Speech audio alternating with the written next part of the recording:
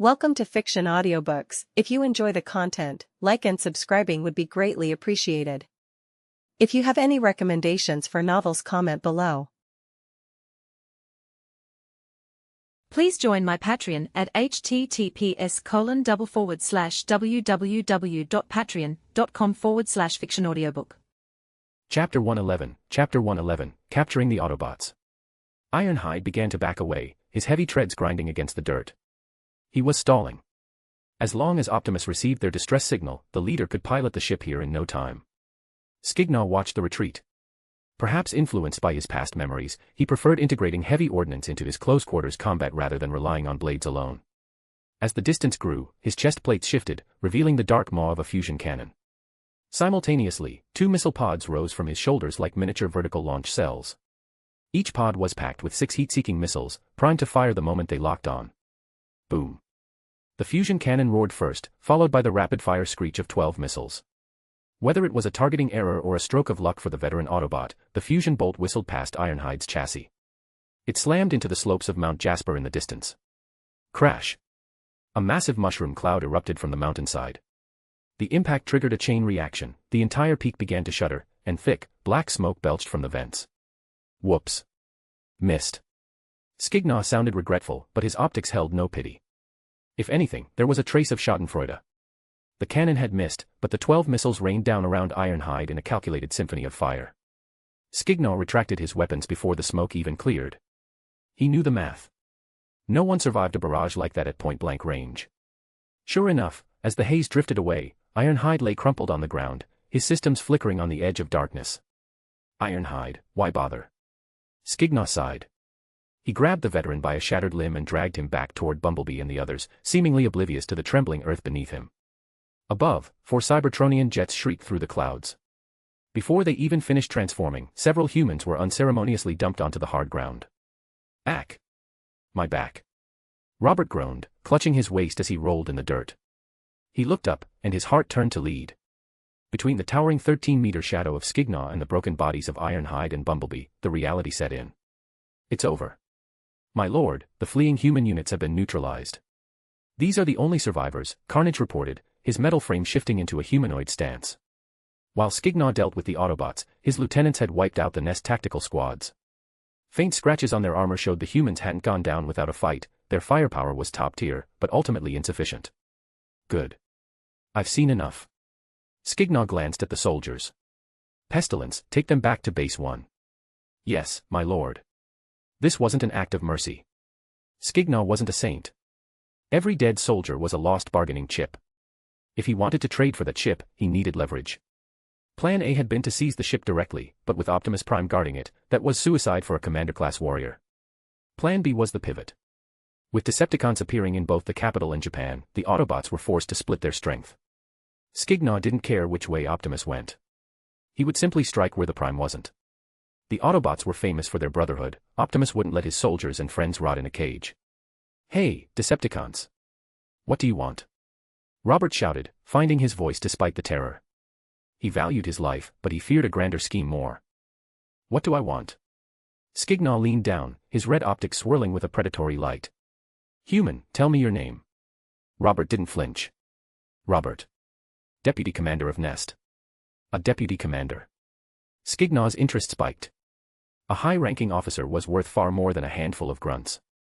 This was a win. Robert, Skignaw said, his faceplates shifting into a jagged, malicious grin. Is this your first day meeting us? This is how we Decepticons do business. What? You. Skignaw didn't let him finish. Pestilence, move out. Once the humans were stuffed into transport holds and hauled into the sky, Skignaw tossed several metallic discs to his lieutenants. Shackle the Autobots. We're leaving. The stasis cuffs were slapped onto the Autobots' chests, cutting off the energy flow from their sparks. It didn't kill them, but it paralyzed their servos and jammed their comms. It was the same tech that had filled the prison camps during the Great War. My lord, your weapon. Famine scurried over, holding a long, dark blade. Skignaw took the black hell blade and slid it into his hip sheath. His minor battle damage was already knitting back together. He looked at the 4 silent captives and gave a sharp hand signal. Retreat. The capital, a deserted town. Optimus. Sunstorm's head was caught in a crushing grip.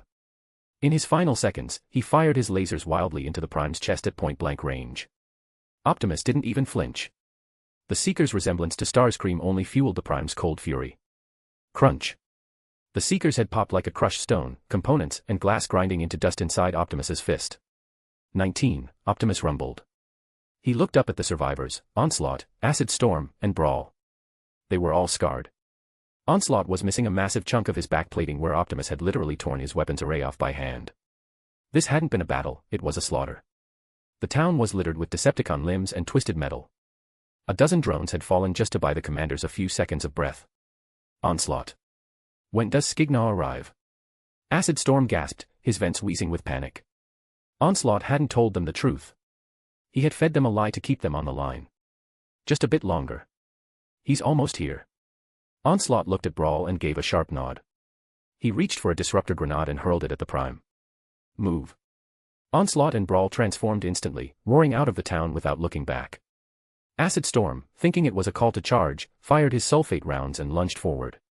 He was halfway there when he realized he was alone. Onslaught. He tried to transform and flee into the sky, but a missile streaked in from the direction his comrades had just fled. Boom.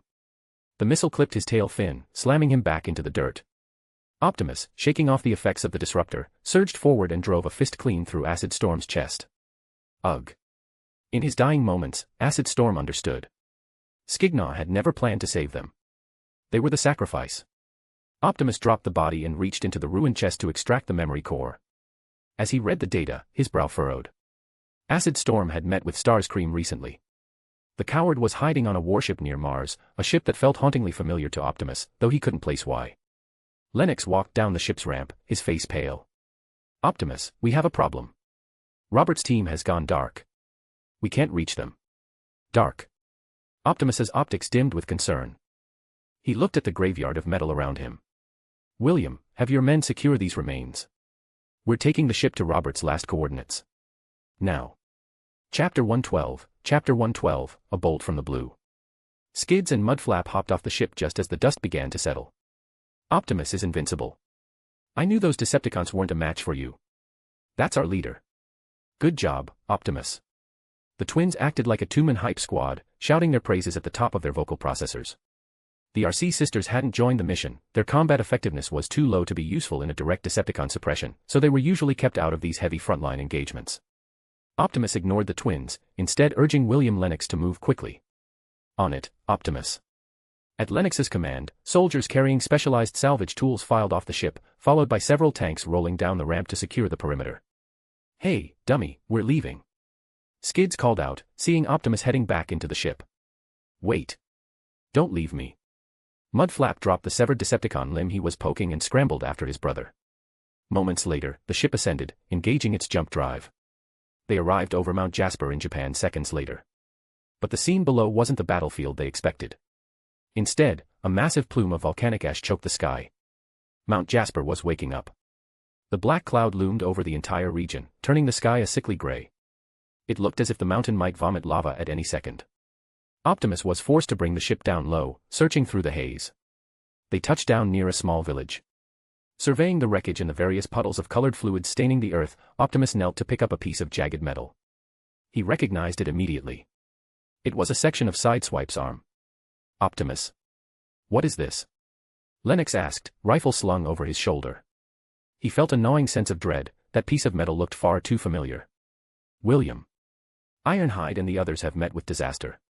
Optimus's voice was heavy. Perhaps this operation was a mistake from the very beginning.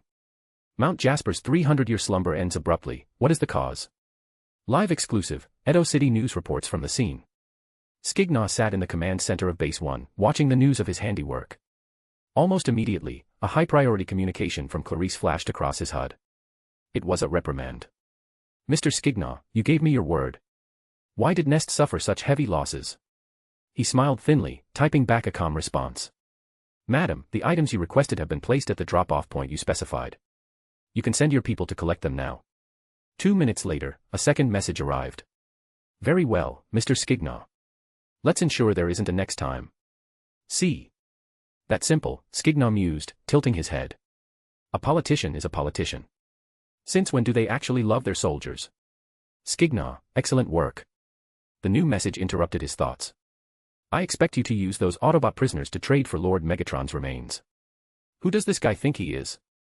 Skignaw muttered, shaking his head and dismissing the alert. Soundwave certainly had a lot of nerve, acting like he'd already decided the fate of Bumblebee and the others. Did Soundwave think Skignaw didn't know how to handle his own prisoners? Perhaps because Skignaw had snapped at him before, Soundwave's tone was noticeably more respectful this time, acknowledging Skignaw as a fellow commander-class warrior. But no matter how many pings Soundwave sent, Skignaw ignored them all. It wasn't that he was trying to preserve the original plot. It was that Soundwave's plan was pure fantasy. In the original history, Optimus was willing to die to stop Megatron. The Scout and the Veteran were important, but Optimus would never hand over Megatron's body for them. If Skignaw even suggested it, Optimus would just spend the rest of eternity hunting him across the galaxy for revenge. What a garbage idea. Skignaw squinted at the ceiling. Truthfully, he hated having that eye in the sky watching him. Soundwave surveillance capabilities far exceeded any human satellite. Back when Skignaw was just an elite, it didn't matter much. But now that he was a commander with his own private interests, that constant gaze was a nuisance. Pity. He shook the thought away. Decepticons were allowed to kill each other, but Soundwave was Megatron's most loyal shadow. Touching him meant a death sentence. Soundwave didn't hold his position as chief communications officer just because of his combat power. He possessed a unique ability, long-range electronic interaction. Often called mind reading, it allowed him to intercept the weakest signals and relay commands across an entire star system. That was why he spent most of his time floating in orbit. Megatron couldn't afford to lose him on the front lines. Diego Garcia, Nest Base. Optimus and Lennox returned to a bombshell. Bumblebee and Ironhide had been captured. Lennox, the Decepticon is waiting. Get over to the war room, fast. Lennox didn't stop for questions. He and Optimus sprinted toward the massive information warfare center. Behind them, Lawrence watched with a secret, cold satisfaction. This two-pronged operation was a disaster, or at least half of one. As the mission architect and commander, Lennox would have to take the fall. This was Lawrence's chance to expand his influence and, eventually, replace him. Onslaught. The moment they entered the war room, Optimus saw a familiar head on the main display. It was the escapee, Onslaught. Optimus Prime. I bet you didn't expect this. Onslaught looked downright gleeful. Escaping the Prime and seeing his plan come to fruition had clearly boosted his mood. Onslaught, cut the chatter. Do you have Ironhide and Bumblebee? Optimus's optics flashed with a cold light. He regretted letting the strategist slip away. I do. They're right here. Onslaught adjusted the camera feed. The screen shifted. Bumblebee, Ironhide, Sideswipe, and Jolt were sprawled on the ground, unmoving. Black metallic discs were clamped to their chests. Nearby, Robert and a few bedraggled soldiers were huddled in a corner. Robert. Lennox gasped. Optimus recognized the devices immediately. Stasis cuffs. Onslaught, speak, Optimus said, his hands curling into fists. What is your price? No, no, no, Onslaught wagged a finger. Don't be in such a hurry, Optimus. Don't you want to know how we caught them? Onslaught was meticulous to a fault, a perfectionist who loved explaining his handiwork to his victims. This was all thanks to the brilliance of Lord Skignaw. I simply provided a little assistance. You see, while I was distracting you, Skignaw was busy. That's enough, Onslaught. Don't waste time. Let's talk business. A new voice cut through the feed. Onslaught didn't look annoyed, he looked submissive. Yes, Lord Skignaw. Skignaw. Optimus paused, confusion flickering in his processors. He's an elite. How could he? No, Optimus. That's in the past. Onslaught's voice rose with excitement. Skignaw has ascended. He is now our 4th commander-class warrior. The camera panned. Sitting on a massive metal throne was a jagged, terrifying Decepticon. Optimus, Skignaw said, his jaw plates clicking. I apologize that we have to meet again like this. Skignaw, you've reached commander class. Optimus ignored the mock politeness, focusing entirely on the power levels he was seeing through the screen. I have. I suppose I should thank you Autobots for the motivation. Skignaw stood up. Even through a screen, his massive frame exerted a suffocating pressure on everyone in the room. It wasn't just sarcasm. Without the threat of the Autobots and the weight of Optimus Prime's shadow, Skignaw might never have pushed so hard to evolve. But now, as a commander, he finally felt he could move without looking over his shoulder. Optimus felt a sinking realization. He had split his forces believing there were no commander-class threats left on Earth. He had calculated that Ironhide's team could handle any elite. He hadn't accounted for Skignaw. Chapter 113, The Exchange. While Skignaw and Optimus spoke, Lennox moved quietly to the side. He approached a row of technicians wearing headsets, their fingers flying across keyboards, and asked in a low voice, "Can you trace the Decepticon's location?" "Sorry, sir," one soldier replied, pulling off his headset with an embarrassed wince. "They aren't using any technology we recognize. We can't crack the signal source yet." "I see. Good work." Lennox nodded helplessly as he looked at the lines of code scrolling across the screen, symbols he couldn't even begin to decipher. He had expected this, but the disappointment still stung. These damn Decepticons made their most advanced gear look like scrap metal. "Optimus, you know why I contacted you, don't you?" Skignaw asked, his voice pleasant, almost like an old friend catching up. Truthfully, Skignaw didn't harbor much hatred for Optimus. Their enmity was a matter of faction and stance, something beyond his personal control. It was as if he were born for this role. "Skignaw, just say it. What do you want?" Optimus looked at Ironhide and the others before returning to the original question. "Simple." Skignaw's smile didn't falter. "Optimus, I want to trade Bumblebee and the others for our transport ship." "What did you say?" Lennox, standing beside Optimus, blurted out before the Prime could speak. Skignaw glanced at the human. "What's the matter, human? You don't agree?" With a wave of his hand, Onslaught stepped forward, weapons shifting into place as he moved toward Bumblebee and Robert. "Hey! No. Wait!" Lennox yelled, stepping forward to stop them. "Skignaw, right. We need to discuss this. Can you give us some time?" "Of course." Skignaw gave Optimus a cryptic look. "But my patience is limited. I expect to hear from you soon." "Absolutely. We'll get back to you immediately." "Fine.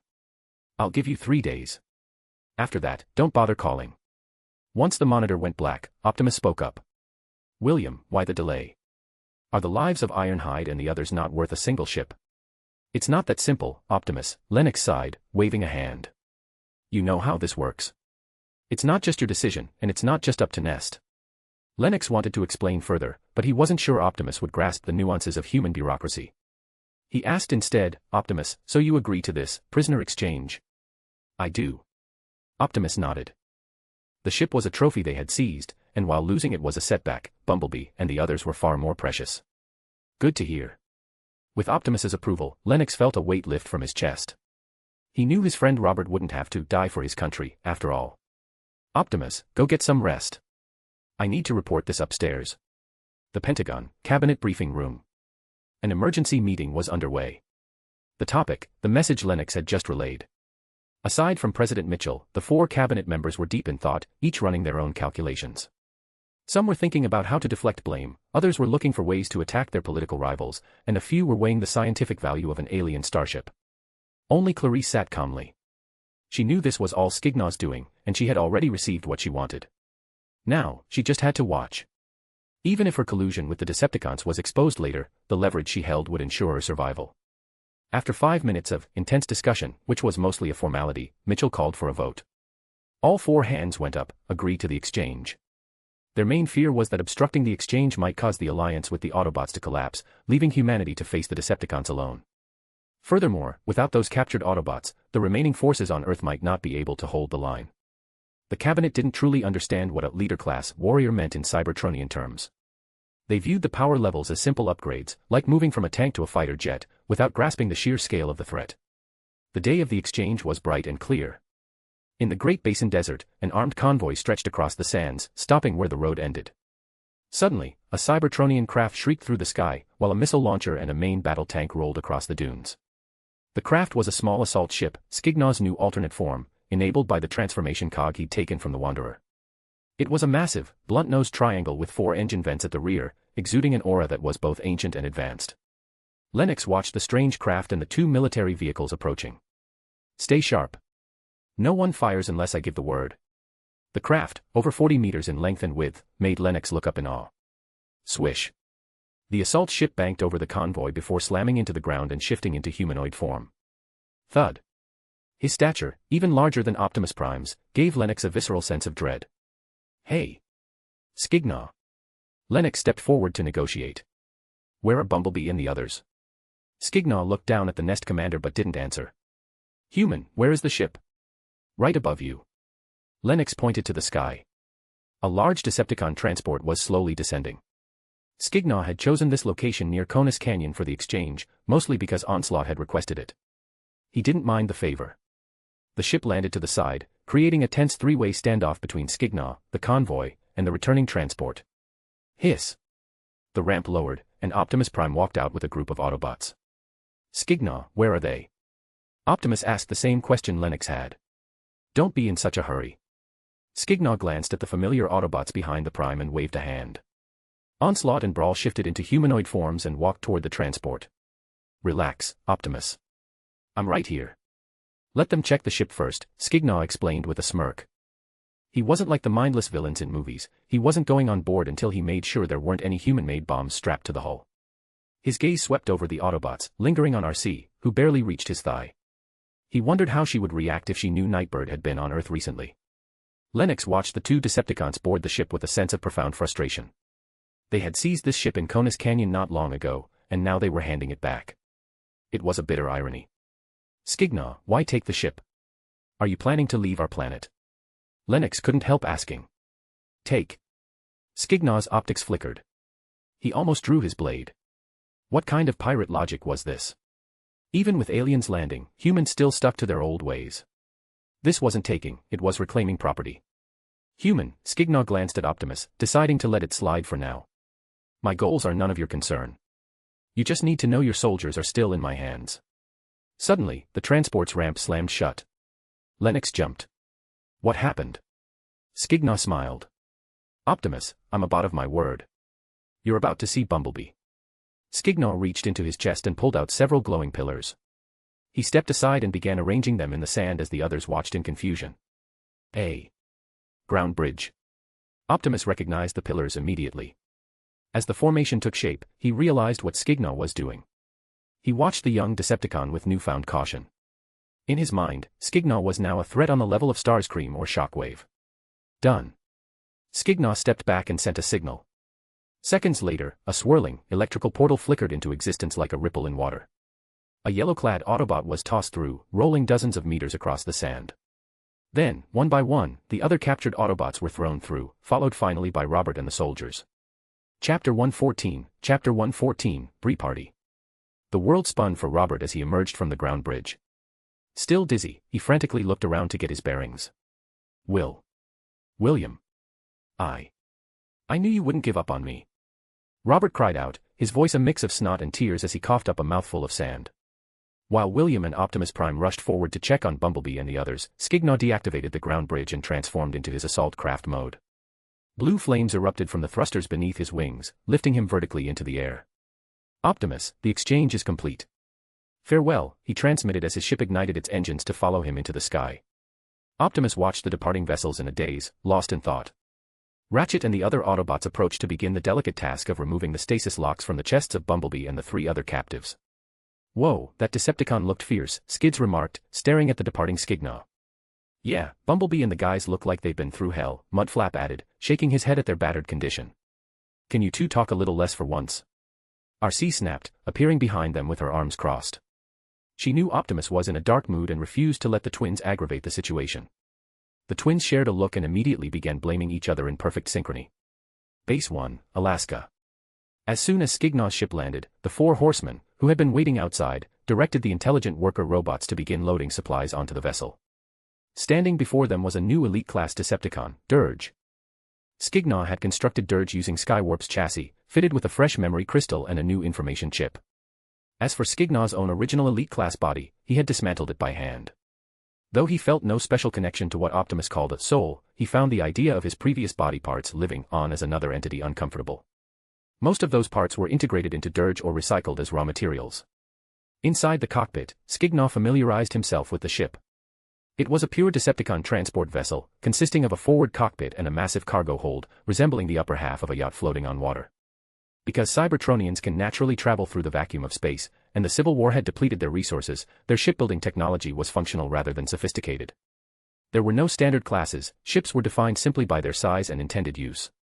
Even so, compared to Earth's technology, the vessel was a marvel. Pilotage was simple due to high automation, one only needed to learn a few basic operations and command terminology. My lord, everything is ready, Dirge reported, leading the horseman into the small cockpit. Skignaw found the small space slightly cramped with so many large robots present. Dirge, go to the back, Skignaw ordered. While this was his first high-level squad, he was certain it would not be his last. The cargo hold was packed with energon cubes and pillars. For a Cybertronian, if you have energy, every other problem is minor. Dirge, take some energon pillars to the power room and refuel, Skignaw added, knowing the Autobots wouldn't have sent the ship with a full tank. Skignaw was preparing for interstellar flight to reach the coordinates of the Icon relic Starscream had once mentioned to Skywarp. He left Onslaught and Brawl behind to watch over Base 1 and Base 2 in Alaska. Although Onslaught remained loyal to Megatron, the leader's absence made him a de facto subordinate to Skignaw for now.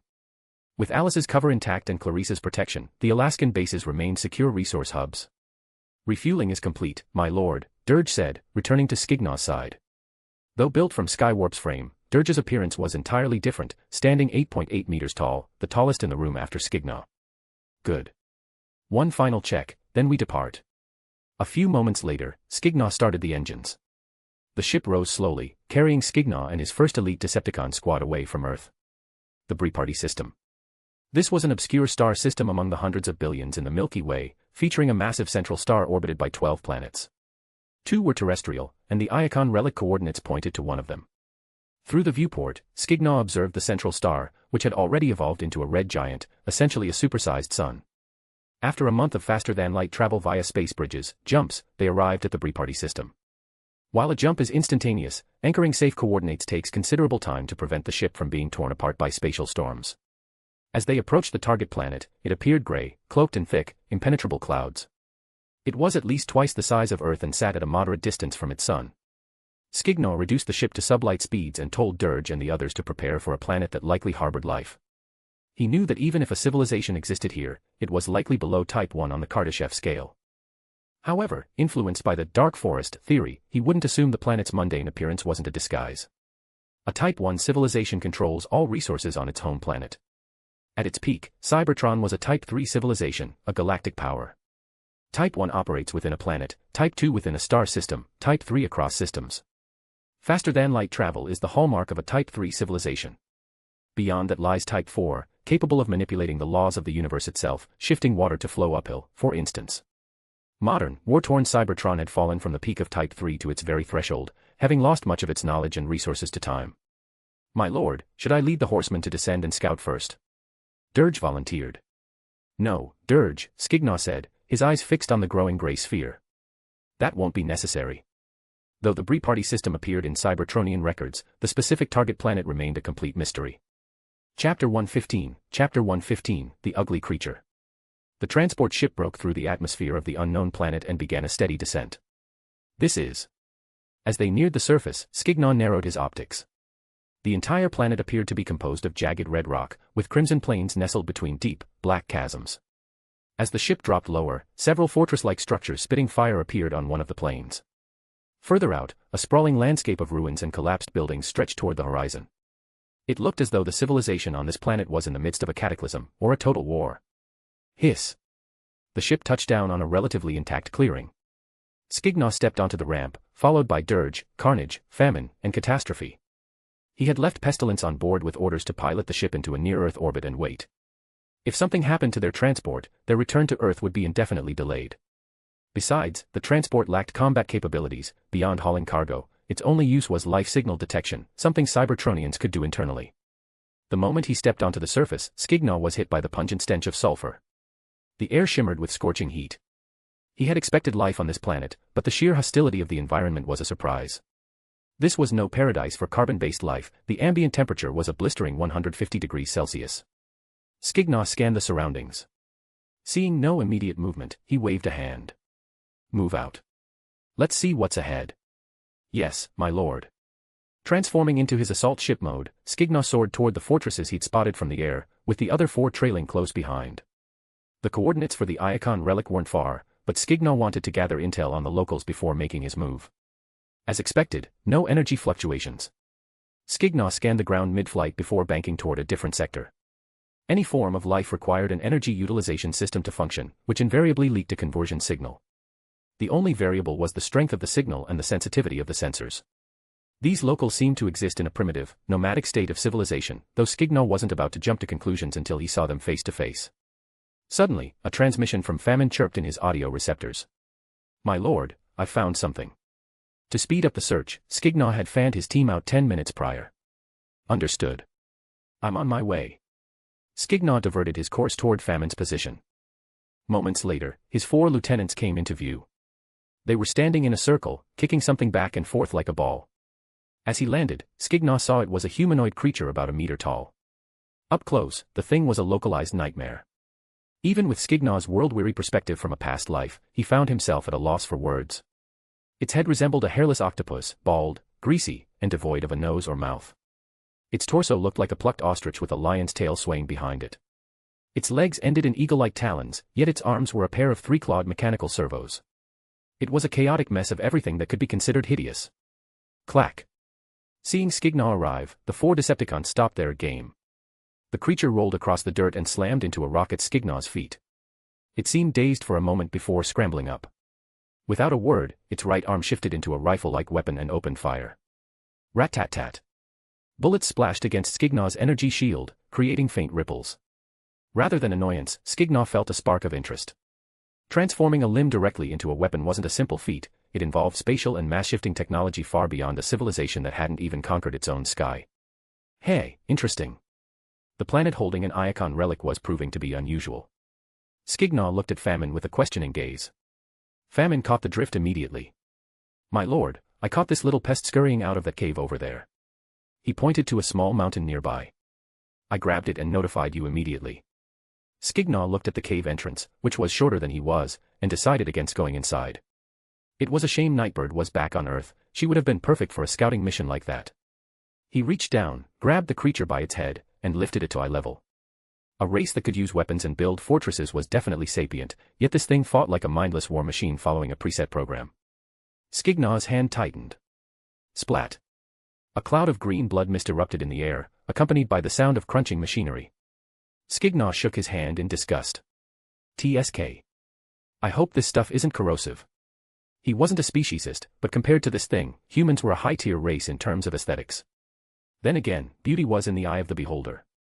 "My lord, look," Dirge said, picking up a tiny device from the ground and handing it over. A central processing unit instead of a brain. Skignaw scanned the tech and frowned. It confirmed his suspicion that Cephalon was essentially a combat drone with an organic shell, a hybrid of biology and machinery. Forget it. Let's head to the relic's coordinates. Since they hadn't found any real natives yet, Skignaw wasn't going to waste time. His goal was the Iacon relic. Once he had it, he was off this rock. Whatever happened to this planet or its people was none of his concern. As Skignaw resumed his flight, he encountered more cephalons and more ruined architecture. The closer they got to the coordinates, the higher the density of both. He even saw groups of them moving in organized patrols. Suddenly, Skignaw slowed down.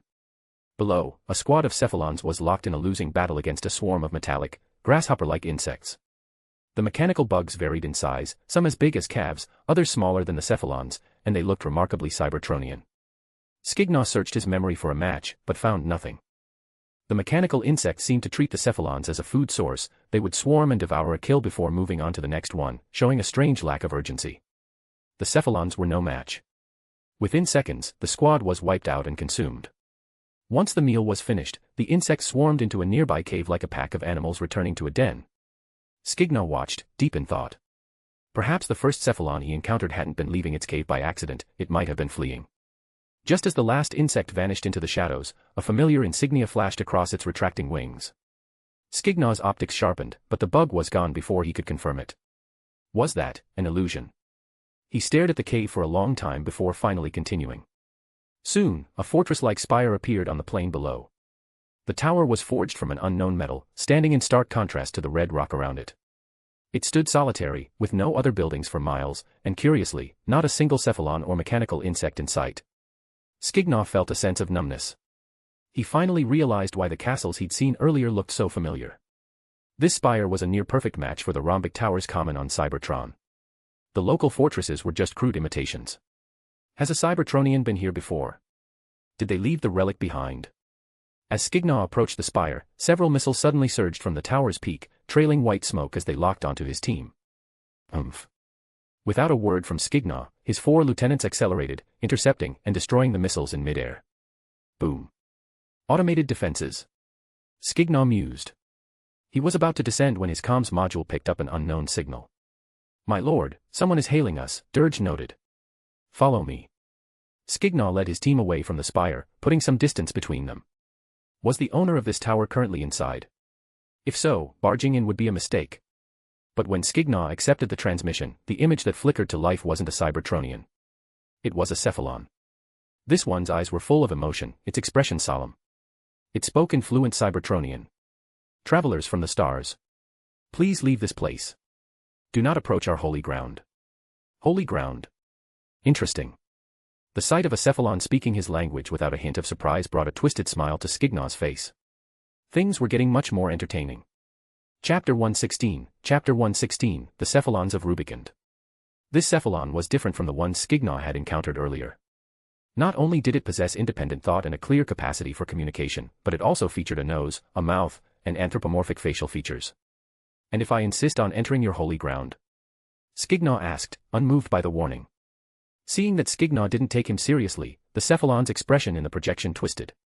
He snarled, then you make an enemy of the Cephalon race. We will not let you go.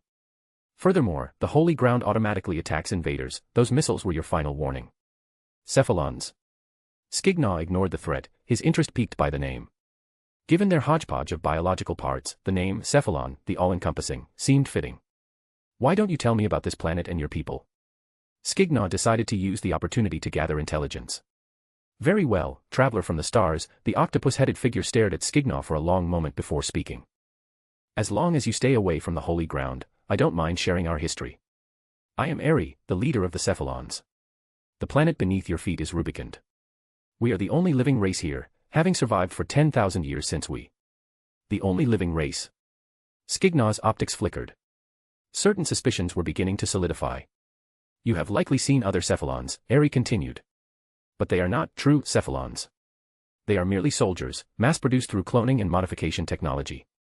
And the mechanical insects. Skignaw interrupted. I saw a swarm of them earlier. Your soldiers were being slaughtered.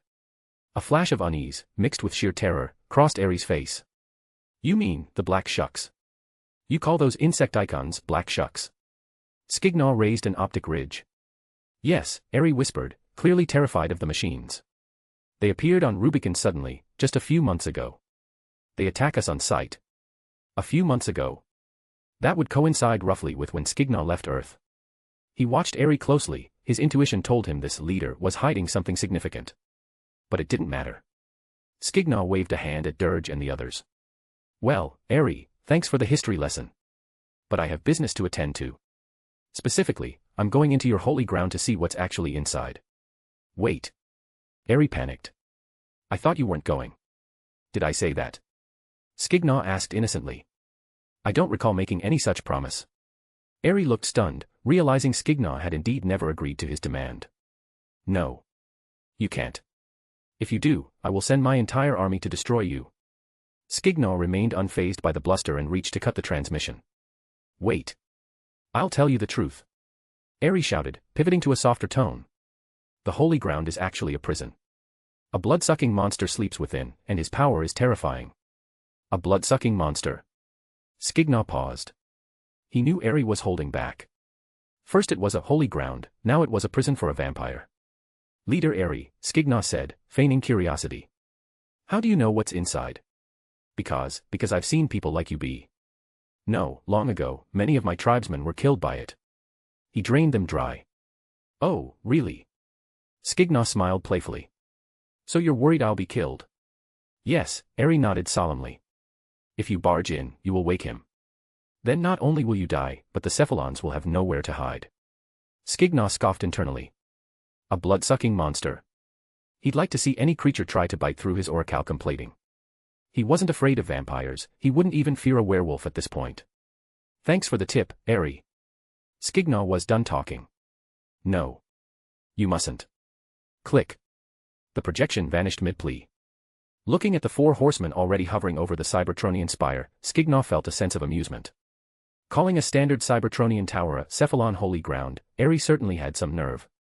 300 kilometers away, inside a Cephalon fortress.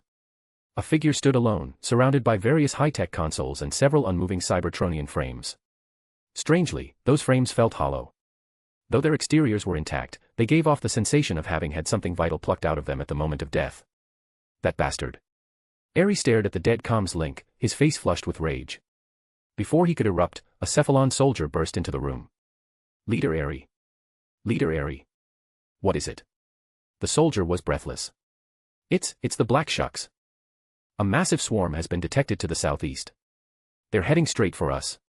Ares' face went pale. Has that woman found us already? Damn it. Ignoring the strangers at the spire for the moment, Ares barked out orders. Mobilize everyone. Prepare for battle. My lord, it's done. By the time Skignaw landed at the base of the spire, the horsemen had already blasted a hole through the roof. Good, Skignaw nodded. Let's see what's inside. The rhombic spire was the most common building on Cybertron due to its simple, modular design and multi-purpose functionality. Pushing open the heavy main doors, they were greeted by a vast hall supported by metallic pillars. Unlike the pristine exterior, the interior was a wreck, looking as if it had been the site of a brutal struggle. On one pillar, white, rope-like silk was wound tightly around the metal. Skignaw drew his weapon. Check the perimeter. Don't touch anything unusual. Scans indicated the spire had been here for at least 30,000 years. Skignaw didn't know exactly what the Iacon relic looked like, but he knew he'd recognize it the moment he saw it. Dirge, carnage, take the upper levels. Famine, catastrophe, check the wings. Skignaw stepped forward. The moment his pet ace touched the inner floor, a trigger seemed to trip. A scream filled with pure, murderous intent echoed through the hall. Roar. The entire spire shuddered as if a beast were being unleashed from the depths. My lord, look out. Dirge shouted. Skignaw snapped his gaze forward. A jet-black blur was sprinting toward him at impossible speeds. Boom. He barely had time to cross his arms over his chest before the impact sent him flying out of the spire. Thud. The two massive frames, both over 10 meters tall, plowed two long furrows into the red soil of Rubik. What the hell is that? Skignaw rolled to his feet, instantly creating distance.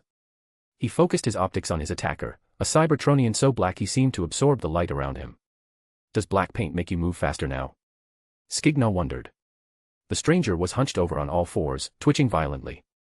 Unlike Skignaw's own chassis, which had a metallic sheen and secondary accents, this bot was a matte, void-like black. My lord, are you all right? The four horsemen landed in a defensive line in front of him, weapons leveled at the twitching enemy. I'm fine. Skignaw shook his head. There really was something wrong with this tower. He wondered if this was the monster Ares had mentioned. The black Cybertronian stumbled to its feet and turned, its optics glowing with a mindless, bloodthirsty hunger. TSK, you've got to be kidding me. As Skignaw caught a clear view of the creature's front, the words died in his throat. In the center of the black Cybertronian's chest was a gaping, hollow hole. There was no spark. No energy signature. No life. The frame felt like the living dead. A husk that had died eons ago, yet somehow still moved. Skignaw wasn't even sure if he could still call this thing a Cybertronian. Chapter 117, Chapter 117, The Cybertronian Husk. My lord, something's not right, Dirge muttered, his voice laced with hesitation. He had sensed it too, the unsettling state of this Cybertronian.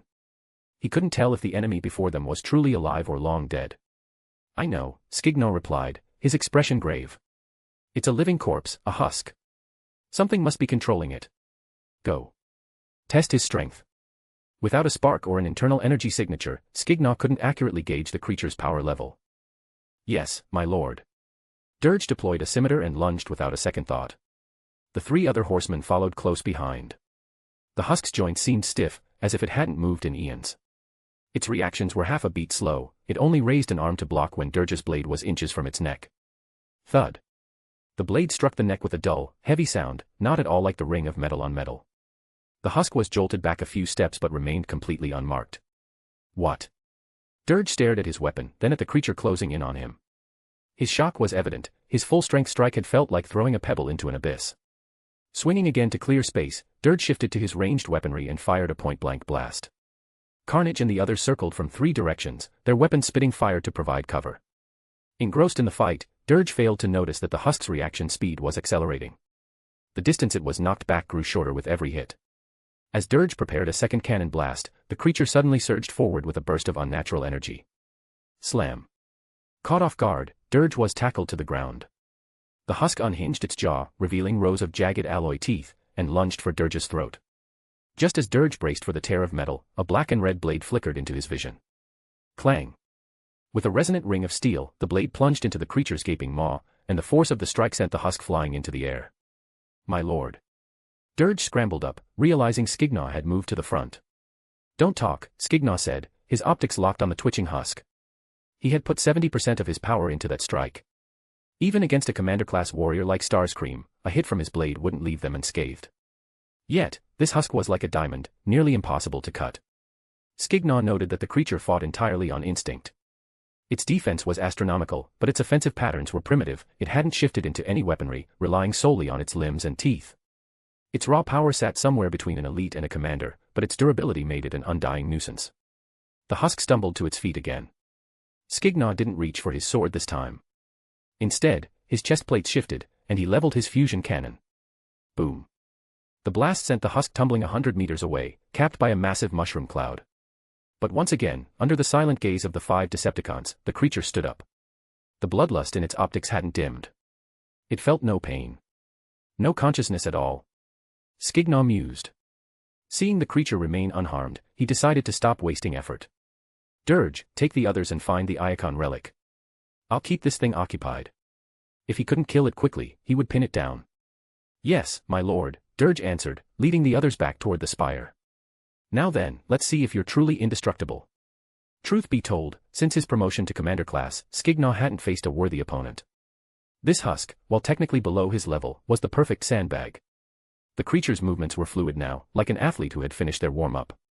Skignaw sprinted forward, dragging his black hell blade along the ground. Sparks flew as the sword carved a deep trench into the red soil of Rubik.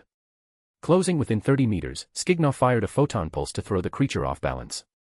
He sheathed the cannon, gripped his sword with both hands, and spun into a devastating horizontal cleave. Squelch! The black hell blade bit deep into the husk's arm. Skignaw wrenched the blade free, pulling out a spray of thick, pitch-black liquid. Tisk! Skignaw looked at the pool of black energy, so dark it seemed to absorb the ambient light. He didn't have time to ponder it before the husk lunged again, acting as if the wound meant nothing. Skignaw handled the encounter with ease at first, even using the creature to practice his new combat forms. However, after nearly being bitten once, he became noticeably more cautious. He had no intention of finding out if this black fluid carried some kind of zombie infection. The two traded blows, with Skignaw maintaining the upper hand. Yet, as the husk continued to grow more resilient, Skignaw's concern deepened. Finally, 4 jets appeared on the horizon. Dirge and the others were back. My lord, the Iacon relic is not there. Not there. Skignaw frowned and fired a parting shot to knock the husk back. If Dirge said it wasn't there, then it was truly gone. The relic was not in the spire. Understood. Retreat. Skignaw transformed into his assault ship mode and soared away from the planes. The husk, seemingly unable to transform or use ranged weapons, roared at the sky before wandering aimlessly back toward the spire. Only the stains of dark energon remained on the soil. My lord, what's the move? Dirge asked as they landed on a nearby ridge. Find Airy, the Cephalon leader. He knows something. Skignaw had previously dismissed Airy as a footnote, but now he suspected the leader was the key. If the relic was supposed to be in that spire, which belonged to that husk, then only Airy and his people could have taken it. He input the coordinates he'd locked onto during their previous transmission and led his team across the unchanging red landscape. They reached the destination shortly after. Before they even landed, they saw a familiar sight, a total war between the mechanical insects and the cephalons. This was no small skirmish, thousands were engaged on both sides. While the black shucks had the numbers, most were small. Only a few dozen matched the cephalons in size. At the rear of the cephalon army, standing before a crumbling fortress, a tall figure barked orders to his soldiers. It was Airy. From this height, Skignaw realized Airy was over 2 meters tall and far more robust than the clone soldiers. He watched as the cephalon leader struggled to hold the line. Leader, we can't hold them. We have to move, a soldier shouted. The mechanical insects could fly, giving the clones no terrain advantage. Move where? Airy snapped. This is our last stronghold. If we retreat further, we have to go underground, and you know that's that woman's territory now. The battlefield was a slaughterhouse. The clone weapons couldn't pierce the carapaces of the larger insects, while the bugs devoured the soldiers whole. With every meal, the insects grew larger, their bodies swelling in real time. Airy's hands trembled over a hidden device. Just as he wavered, a voice drifted from the shadows behind him. Leader Airy, looks like you could use a hand. Chapter 118, The Scepter. Drawn by the voice, Airy spun around only to find 5 towering metallic figures standing behind him. It was the travelers from the stars. You. Airy's face shifted from shock to deep suspicion. How did you find me? No, what are you doing here? What am I doing? Skignaw glanced at the mechanical insects closing in on Airy's position. Leader Airy, instead of worrying about my business, you should probably focus on yourself. Your current situation looks precarious. Hearing the mockery, Airy didn't have the luxury of an argument. He turned back to the battlefield. He was indeed in dire straits. Seeing his clone soldiers being slaughtered and the black shucks nearly upon him, he hesitated for only a second before speaking. Fine. What do you want? If it is within my power, I will give it to you. Airy was far more clever than his mindless subordinates. He immediately recognized the opening line Skignaw had offered. Heh. A wise choice, Leader Airy. You'll be glad you made it. Skignaw chuckled and waved a hand. Dirge and the other 3 horsemen immediately transformed and took to the sky. Dealing with a swarm of insects that weren't even at the level of a basic Cybertronian soldier didn't require Skignaw's personal intervention, even if there were thousands of them. Focus on driving them back. Don't kill too many. Dirge and the others received the strange order mid-flight. Though confused, they exchanged glances and moved in perfect sync, switching their weapon configurations. There. With my men on the field, you can relax. Skignaw walked toward Airy, his massive frame casting a suffocating shadow. Now, I need you to answer a few questions. The Cephalon tribesmen around Airy, who stood no taller than the clones, scrambled backward in terror at Skignaw's presence. Airy barked at them, go. Direct the clones to counterattack. The subordinates fled, looking immensely relieved to be away from the giant. Leader Airy, Skignaw began, looking down. I want to know the truth about that blood-sucking monster in your holy ground. You encountered him. Airy seemed genuinely shocked, as if he couldn't believe Skignaw had walked out of that spire alive. I did. Skignaw noted the reaction. It confirmed his suspicion that Airy knew exactly what that husk was. Well, it's like this, Airy said, looking down to gather his thoughts. That monster's original name was Cyclonus. He descended from the stars shortly after the birth of the Cephalon race. Cyclonus. Skignaw felt a surge of cold amusement. This Airy was consistent, his words were still 3 parts truth and 7 parts lies. The Cybertronian spire had been there for at least 30,000 years, while the Cephalons only claimed 10,000 years of history. There was no way Cyclonus arrived after them. Skignaw didn't call him out. He simply waited for more info. Seeing no reaction from the traveler, Airy continued. At first, Cyclonus was normal. He conducted experiments and built a deep friendship with us. But one day, he claimed his lifespan was ending. He didn't want to die. He consumed something he had spent years researching, claiming he would transcend into a new state of life. A few days later, he became that monster. On the battlefield, the tide had completely turned. The mechanical insects, seemingly possessing a low-level intelligence or being remote-controlled, realized they couldn't damage the 4 Decepticons and began an orderly retreat. Dirge followed orders perfectly, leaving only about 100 insect carcasses behind. He consumed something. Skignaw rubbed his chin. That matched his theory. Do you know what it was? No, Airy shook his head. Cyclonus forbade anyone from disturbing him during that time. When I finally went to check on him, he had changed. I realized he wouldn't leave the building as long as no one approached, so I declared it a holy ground to keep my people away. Leader Airy, Skignaw asked suddenly, his voice dropping an octave. Do you know what I am? Huh? What? Airy was caught off guard. I have to say, your storytelling is top tier. Skignaw gave a mock thumbs up. If you told that story on a certain planet I know, they'd turn it into a movie and give you an award. What is that supposed to mean? Skignaw looked at the retreating insects and decided to drop the act. I wonder if Cyclonus would regret not recycling all of you before he turned into a monster, knowing the things he created would one day try to call themselves his brothers. Skignaw had suspected it for a long time. A planet as hostile as Rubik couldn't naturally give birth to life. Once you eliminate the impossible, whatever remains is the truth. Airy and his people were artificial. They were biological experiments created by the Cybertronian husk, Cyclonus. A natural creature can be strange or ugly, but it doesn't look like a patchwork of different species sewn together with no internal logic. Between the weapon-shifting limbs of the clones and the architectural mimicry of the castles, the evidence was overwhelming. Cyclonus arrived 30,000 years ago, built the spire, and ran experiments. The clones were weapons. Eri and the thinking cephalons were likely assistants or accidental mutations that gained self-awareness. When Cyclonus lost his mind, Eri led the survivors away and fabricated a history to justify their existence. Am I right, Leader Eri? Skignaw watched the cephalon's reaction with keen interest. You. Eri stammered, his face twisting in panic. His secret was out. He had thought his acting was perfect, but to Skignaw, it was amateurish. Die. Eri's expression went savage. He reached behind his back and pulled out a golden scepter. He thrust it forward, and a wave of shimmering light struck Skignaw instantly. Zip. Skignaw was frozen mid-stride, his body locked in place. That scepter. As the flow of time seemed to stop around his chassis, Skignaw, whose mind was still functioning perfectly, didn't panic. Instead, he felt a surge of adrenaline. This power, it was unmistakable. This was the Iacon relic. Quickly. Kill him. Eri screamed to his remaining clone soldiers. But Eri was naive. He had forgotten that Skignaw wasn't alone. My lord. Dirge saw the danger and dove down in jet mode. No. Eri swung the scepter wildly, firing another pulse without aiming.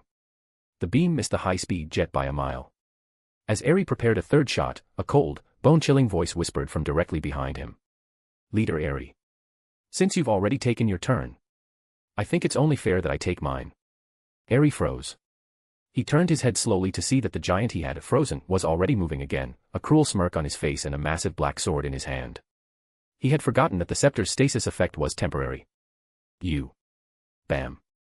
Before Eri could raise the relic again, Skignaw slapped him with the flat of the black hell blade. Eri was sent flying, and the scepter spun out of his hand, landing far off in the red sand. Clang. The heavy thud of metal footsteps sounded like a funeral bell. Eri looked up and saw that the giant wasn't coming for him, he was walking toward the scepter. If I get to the stronghold, I can use the escape tunnel to go underground. Eri scrambled on all fours. But a shadow fell over him. Dirge looked down at the creature that had dared to strike his commander. He deployed his scimitar and swung down with zero hesitation. Aarg. Chapter 119, a familiar insignia. Skignaw reached down and retrieved the scepter. Before he could even inspect it, the device rapidly expanded, adjusting its size until it perfectly fit his massive grip. As he held it, streams of data flickered through his optics, the relic was uploading its specifications directly into his core. A flash of surprise and delight crossed Skignaw's face. The Scepter of Retribution. So that was the name of this Iacon relic. In true Cybertronian fashion, the scepter was devoid of gaudy ornamentation. It was thick at the top and tapered toward the base, forged from a reinforced alloy known as superconducting stone. Intricate, interlocking grooves etched its surface, and the head housed a hollowed-out crystalline cube, an emitter that pulsed with a faint, rhythmic glow. The scepter's function was singular but devastating, it fired the stasis pulses Eri had used earlier. These waves stripped a target from the normal flow of time, leaving them suspended at the exact moment of impact. While the effect wasn't permanent, larger and more powerful targets like Skignaw could break free in seconds. It was a terrifying weapon from the peak of Cybertronian civilization. To think they mastered temporal manipulation. Skignaw mused. If one relic was this potent, he could only imagine the godlike powers of the others. I should start keeping a dedicated log for these items. Sheathing his blade, Skignaw walked toward the broken form of Eri. The Cephalon leader had been thoroughly dismantled by a vengeful dirge. I was wondering why you weren't afraid of me, Skignaw said, weighing the scepter in his hand. Was this your trump card? Mercy. Please. Eri, far from being a warrior of conviction, began to beg frantically. The scepter is yours. Just don't kill me. I'll give you all the Cephalon treasures, everything. Cephalon treasures. Skignaw's interest was non-existent. What could a laboratory accident of a race possibly possess? He glanced out at the plains. While he had been attuning to the scepter, Carnage and the others had finished off the remaining clone soldiers and Eri's inner circle. How did you get this? Skignaw asked. I found it on this planet. Eri stammered, his eyes darting. Skignaw scoffed. Since when did Iacon relics grow in the wild on backwater rocks? Dirge, he's all yours. Leaving the screams behind, Skignaw entered the fortress. He didn't need Eri to tell him the truth, the scepter had clearly been brought here by Cyclonus. Inside, his attention was immediately drawn to several metallic frames slumped in a corner. To his surprise, these Cybertronians were structurally intact, yet their sparks were extinguished. They looked as if they had simply run out of energy. But Skignaw knew better, no Cybertronian would sit idly and fade away without entering stasis. Upon closer inspection, he found puncture marks, small, precise holes in the necks, shoulders, and limbs of the corpses. Their internal reservoirs were bone-dry, as if every drop of energon had been forcibly siphoned out. No way. Skignaw felt a chill. They really were drained by that monster. He realized then that the vampire story wasn't just a local myth. These were likely Cyclonus's original teammates, murdered and drained by their own leader after his transformation. Pestilence, bring the ship down. Skignaw ordered. He wanted these frames taken back for study. The transport ship appeared above the castle within a minute. Pestilence and the crew hauled the 4 husks aboard while Skignaw took a final walk through the ruins. The castle was primitive, built from local red stone, housing technology that was a joke compared to even his basic outposts in Alaska. My lord, the cargo is secured, Pestilence reported. Good. Head back to orbit. Skignaw had what he came for. Logically, it was time to leave Rubikund. But there was one loose thread. He walked onto the battlefield, picked up a mechanical insect's carcass, and ripped off its wing. Hidden beneath was a purple spider insignia. Skignaw's mouth twisted into a grin. Black Arachnia, is that you?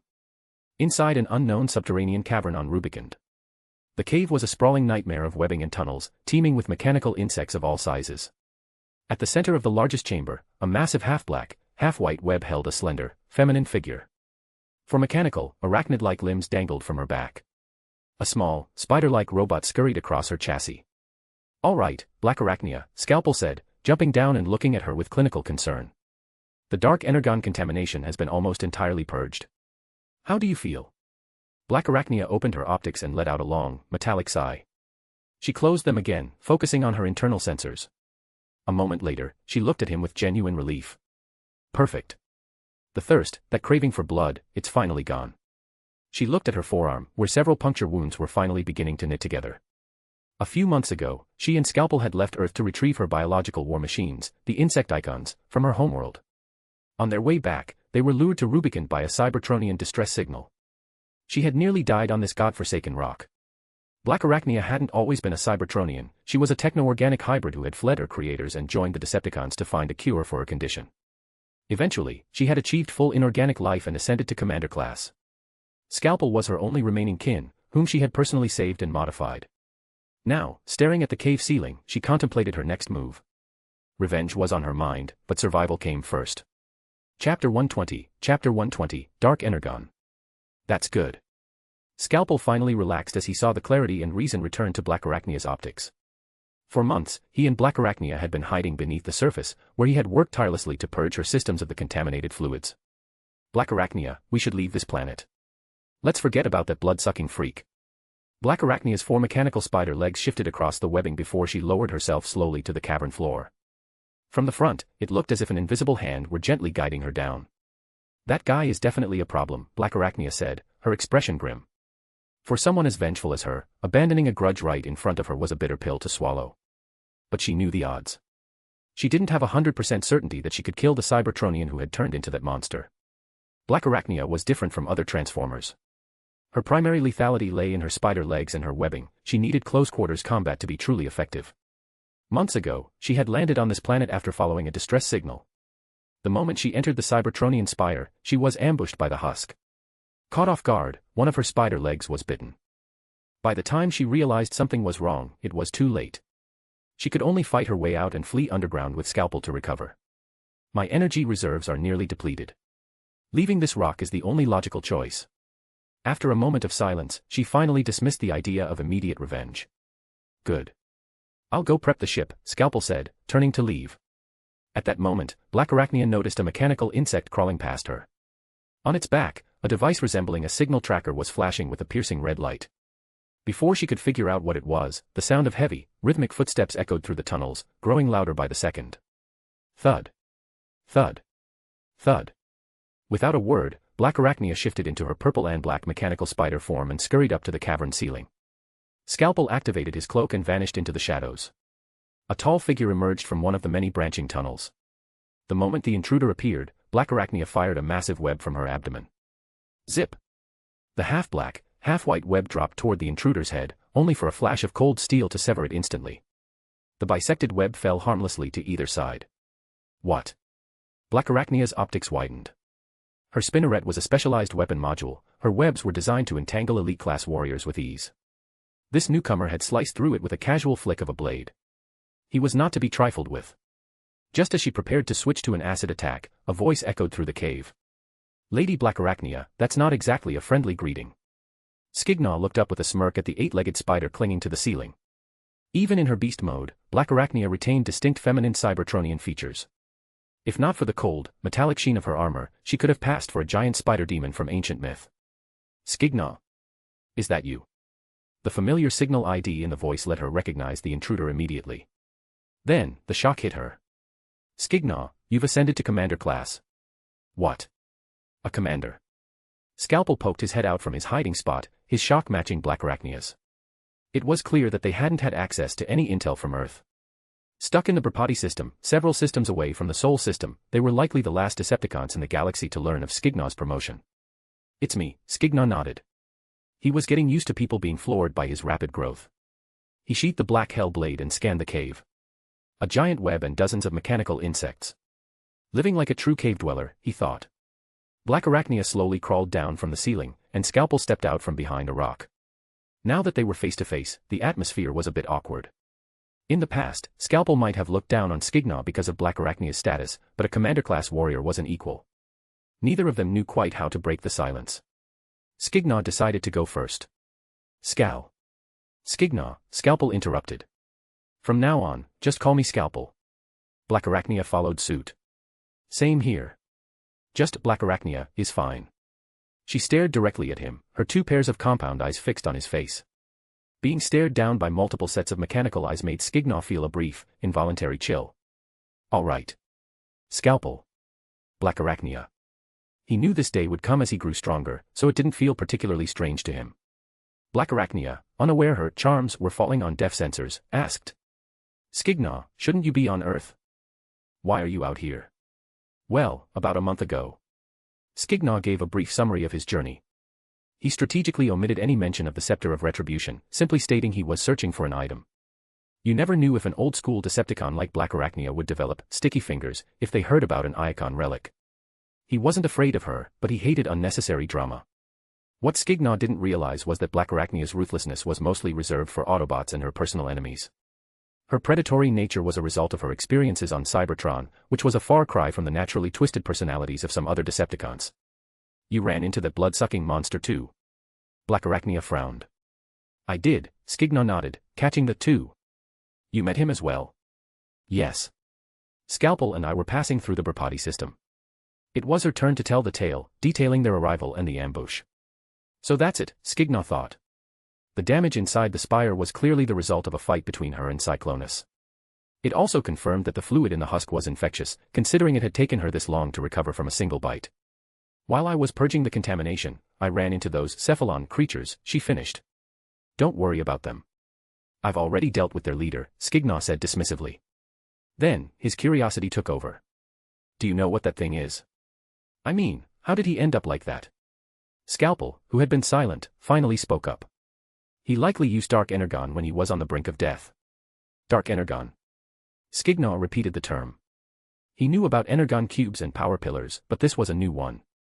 Seeing his confusion, Scalpel continued, "I don't know the origin of dark energon, hardly anyone on Cybertron does anymore. But I once saw a record of its effects in an old archive. Dark energon can grant a mockery of life to inorganic matter, making it hyper-aggressive. It can also turn a dead Cybertronian into a mindless combat puppet. If consumed directly by a living being, they become a vampire, desperately craving the energon of others. The thing in that spire is a textbook case." Scalpel's voice took on a hint of schadenfreude. "According to the legends, there is a counterpart called Ultra Energon that can neutralize the corruption and restore a bot to normal. But Ultra Energon has been extinct since the ancient eras. That guy in the tower is a lost cause." Ultra Energon. Skignaw understood immediately, the classic dualism of light and dark. He also realized why Skywarp was so likely to die on this planet.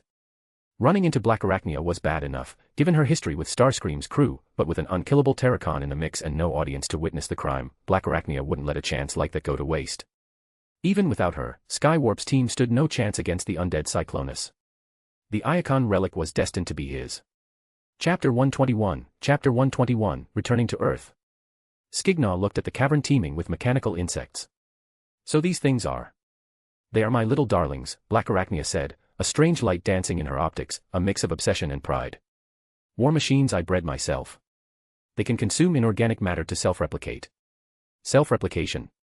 A formidable trait, though their individual raw power seemed lacking. Skignaw figured Airy called them black shucks, likely because of Blackarachnia's own dark chassis. As if reading his thoughts, a mysterious, knowing smile touched Blackarachnia's face. Most are still in the larval stage. Even the largest hasn't reached full maturity yet. They are still developing. If the resources are sufficient, it takes very little time for them to reach their final form. A fully grown insect can chew through the armor of an elite-class warrior with ease. Skignaw stared at the mouthparts of the insects, heavy alloy mandibles designed for grinding. He immediately retracted his internal scoff. Fair enough. I shouldn't have underestimated them. After observing the swarm for a moment, Skignaw spoke. I've found what I came for. I'm preparing to head back to Earth. What about you? Blackarachnia didn't ask what he had found. She exchanged a glance with Scalpel. Actually, before you arrived, we had already decided to leave this rock. The three of them tacitly avoided mentioning the undead husk in the spire. Who would want to deal with an indestructible monster that could infect you with a single bite? Without a desperate reason to kill it, leaving Cyclonus to rot on Rubikon was the best tactical move. The group emerged onto the surface. Pestilence brought the transport ship down from orbit, while Blackarachnia retrieved her own ship from its underground hiding spot. I didn't expect this ship to end up in your hands, Blackarachnia remarked, eyeing the familiar Decepticon transport. She clearly assumed Skignaw had taken it by force from the previous strike teams. It's not what you think, Skignaw explained briefly. After you and Scalpel left Earth, the Autobots raided the landing zones, the original crews were defeated, and the ship was seized by Nest. I captured several Autobots later and traded them back for it. Humph, Blackarachnia spat. Decepticons without Megatron truly are a pack of disorganized rabble. Skignaw rubbed his nose, wondering if he was included in her definition of rabble. They boarded their respective ships. Skignaw entered the cockpit and synced flight paths with Blackarachnia's vessel. The two ships roared to life, piercing the atmosphere in tandem. Mars, Olympus Mons, inside the buried warship. Is Lord Fallen awake yet? Starscream had lost track of how many times he had come looking for the ancient master, only to be told he was still in stasis. This time, however, he got the answer he wanted. Lord Starscream, the Fallen has just awakened, the Cybertronian guard replied respectfully, careful not to offend the second-in-command. Excellent. Starscream beamed, pushing past the guard and strutting into the medbay. He found the Fallen soon after. The ancient being was no longer the frail wreck barely able to sit up in a stasis pod, he was leaning against a massive medical chair. Although energy conduits still snaked into his frame, his aura was transformed, he looked like a king who had just conquered a terminal illness. Starscream. You've come. The Fallen tilted his head slightly, glancing at the Seeker. Leaving the pod meant he no longer needed sleep to stabilize his spark, but the lingering weakness made him loath to waste words. Starscream, knowing flattery never went out of style, stepped closer with an expression of feigned concern. Lord Fallen, seeing you recover so rapidly brings me immense relief. The Fallen stared at Starscream for a beat, his face a mask of indifference.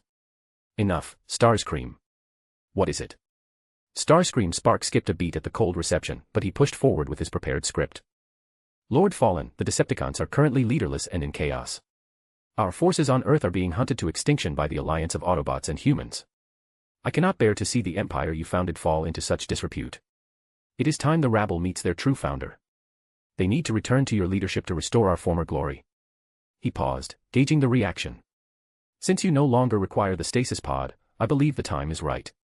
If you were to appoint me as the new leader of the Decepticons during their audience with you, I guarantee I will lead them as your vanguard and sweep all obstacles from that planet. Starscream was effectively attempting a soft coup. He wanted the title of leader more than anything in the universe. Starscream, tell me about the current state of the Decepticons in that planet. The Fallen ignored the request for leadership, asking a question instead. Ah. Starscream blinked, unable to read the Ancient Prime's intent. Yes, Lord Fallen. The Autobots and humans have formed a tight alliance. Shockwave has sent 3 waves of reinforcements. The first was ambushed and nearly wiped out, the second arrived via space bridge. Realizing he was listing nothing but failures, Starscream pivoted. Actually, Lord Fallen, there is good news. A commander-class warrior wishes to return to the fold, and we have a newly ascended commander as well. Oh. 2 commanders. The Fallen finally showed a spark of interest. Go on. Starscream felt a flash of resentment. Two Decepticon commanders, one he hated, and one who used to be his subordinate. Speaking for them felt like swallowing glass. The one seeking return is Blackarachnia. The new commander is named Skignaw. They aren't on Earth currently, but I can contact them. In that case, the Fallen said, his mind shifting. Perhaps he didn't need to be at full strength to have his revenge. Starscream, arrange it. I care only for results. Do not disappoint me. Yes, Lord Fallen. Starscream was ecstatic.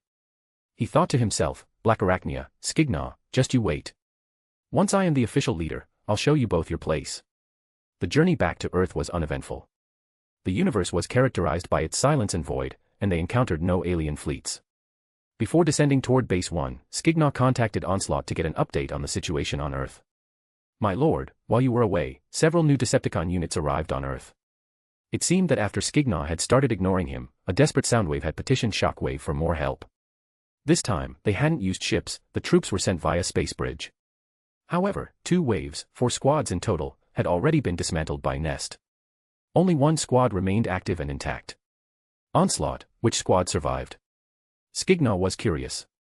Who was skilled enough to play the long game of survival? My lord, it is the Constructicon team. The Constructicons. Hadn't they all been killed? Had they been resurrected? Onslaught, I thought the Autobots killed the Constructicons. My lord, these are not the originals. They are clones created by Lord Shockwave. Their individual power is only at the level of a basic tier warrior.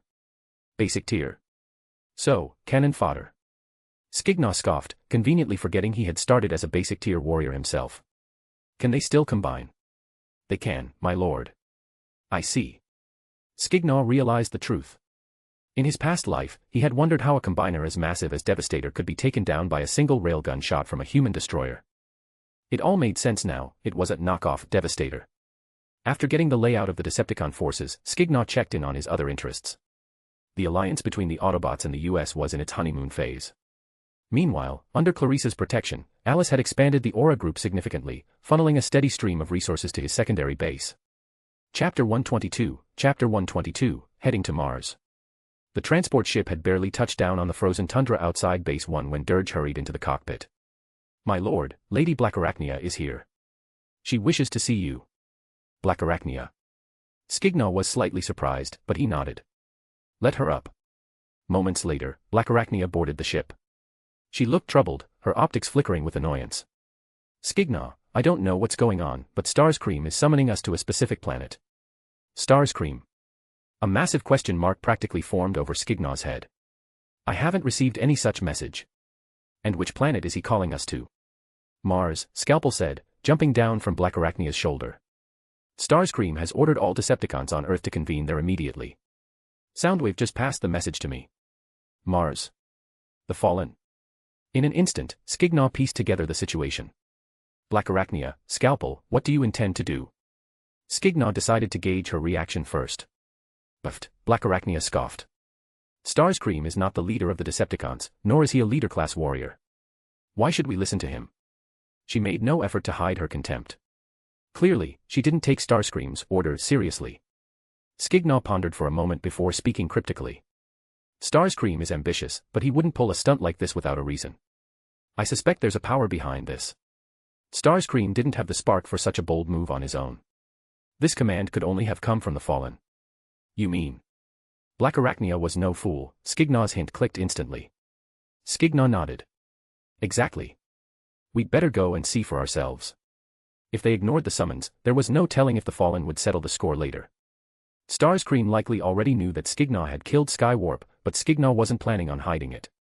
He was a commander-class warrior now, a subordinate attacking a superior resulted in death. That was the law of the Decepticons. It looks like we'll need to be ready for a clash with Starscream on Mars.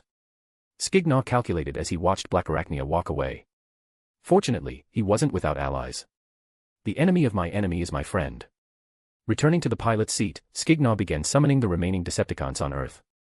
The survivors were few, only the Constructicon clones and Onslaught's team remained, totaling fewer bots than the garrison currently at Base 1. A few days later, under Skignaw's summons, the 5 Constructicon clones, Sideways, Demolisher, and the long-absent Barricade and Frenzy all arrived at the Alaskan base. Lord Skignaw. Barricade and Frenzy greeted him respectfully, showing no signs of resentment toward his rapid rise. Under Soundwave's orders, Barricade had been doing what he did best, skirting across the globe to gather intel on Megatron's location. For most Cybertronians, remaining at the same power level for thousands of years was the norm. Skignaw's ascent from a basic warrior to a commander in a single year was an anomaly that defied all logic. Skignaw gave them a flat nod. He had spent the last few days in the lab studying the 4 Cybertronian frames he'd brought back from Rubik. He had made a chilling discovery: not only were the internal energy reservoirs empty, but the energy within their sparks had been sucked dry. It was as if the eggshells were intact, but the yolks had been extracted through a vacuum. On the other side of the base, the Constructicon clones followed sideways and Demolisher to find Onslaught. "Lord Onslaught, what are the Master's orders?" the clones asked, looking nervous and cautious. "We are leaving this planet. Lord Starscream is summoning us," Onslaught explained patiently. He couldn't entirely ignore a team capable of combining into Devastator, even if they were clones. He knew his place. He was working under Skignaw now, and compared to the elite horsemen, he was still secondary. Lady Blackarachnia. The gathered Decepticons offered their greetings as she emerged from the base. Although she had technically gone rogue, her return to the fold seemed inevitable in their eyes. Unlike Skignaw's calm demeanor, she remained cold and unsmiling. Using the energon reserves at Base 1, she had restored herself to peak condition. The price was a temporary alliance with Skignaw, at least when it came to dealing with Starscream. A dozen Decepticons of varying heights and forms now stood upon the Alaskan tundra. To an outsider, it would look like a Decepticon fortress on Cybertron. Thanks to Skignaw's political ties with Clarice, he could assemble such a force in the open without immediate human interference. "Since everyone is here, let's move out," Skignaw said plainly. "Yes, Lord Skignaw." Onslaught and Barricade led the boarders onto the ship. Skignaw had decided to leave the 4 horsemen and Scalpel behind to guard the base. It was a calculated move. He didn't know what would happen on Mars. If Starscream tried to whisper poison into the Fallen's ear, Skignaw didn't want his core team caught in the crossfire. With the Fallen present, he wouldn't be able to openly kill Starscream if things turned sour. As for Starscream's order for all Decepticons to attend, Skignaw ignored it. Elite subordinates were meant to be protected and fed the best resources, not paraded before rivals. "Let's go, Blackarachnia," Skignaw said once the others were secure. This time, she would travel on his ship rather than her own. "Fine, Skignaw." She followed him aboard. The transport ship ascended slowly before vanishing into a space jump. Navigating within the solar system was quick, especially with pre-calculated jump nodes. It wasn't long before the red sphere of Mars loomed in the viewscreen. Skignaw piloted the ship down toward the coordinates provided by Starscream. Mars, inside the Fallen's warship. Learning that the Earth-based Decepticons had arrived, Starscream took a few of his personal followers and Soundwave to meet them. As Skignaw stepped off the ramp, he saw Starscream approaching with a group of bots, Soundwave at his side. Interesting. Skignaw narrowed his optics. He wondered when Soundwave had arrived on Mars. Given Soundwave's history of guarding Megatron's interests and Starscream's history of treason, the two were natural enemies. They shouldn't have been walking side by side. Decepticons. "I am pleased to see you have not ignored my summons. Lord Starscream." "Lord Soundwave," Skignaw replied neutrally, his tone devoid of any real respect. Blackarachnia stepped out behind him, followed by the rest of the Earth-based survivors. In terms of raw presence, Skignaw's faction held its own against Starscream's group. "Skignaw, you actually dared to show up," Starscream said with a thin, sickly smile, his eyes dark. He had learned from Soundwave that the team he sent to test Skignaw had been annihilated. He realized then that the bot he had once ignored was far more dangerous than he'd assumed. "Heh. Why wouldn't I dare come, Lord Starscream? Or is it that the Decepticons have a new master now?" Skignaw's chuckle was light, dismissing the veiled threat. "Skignaw, you." Starscream started to snap, but Blackarachnia stepped forward. "Starscream. I see you've been hiding on this rock all this time. What's the matter? With Megatron gone, have you turned into a cowardly turtle?" Skignaw gave her a mental thumbs up. As a longtime rival of the Air Commander, her verbal stings were top tier. Blackarachnia. Starscream's optics practically spat fire. Being humiliated repeatedly was something his ego couldn't handle. Behind them, the rank-and-file Decepticons looked at each other nervously, unsure if they should retreat to the ship in case a three-way commander battle broke out. Soundwave remained silent, watching the exchange with cold, calculating optics. Knowing this wasn't the time for a brawl, Starscream took a deep breath, forcing a distorted smile onto his faceplates. Blackarachnia. "Skignaw. Follow me. The master is waiting for you." Blackarachnia looked at Skignaw, confused as to who this master could be. Skignaw simply shook his head, keeping the secret for now. He turned to Onslaught and the others. "Wait here. Yes, my lord. Chapter 123, Chapter 123, the 7th Operation. Skignaw, are we really going in there? Starscream had already turned and headed back toward the depths of the warship.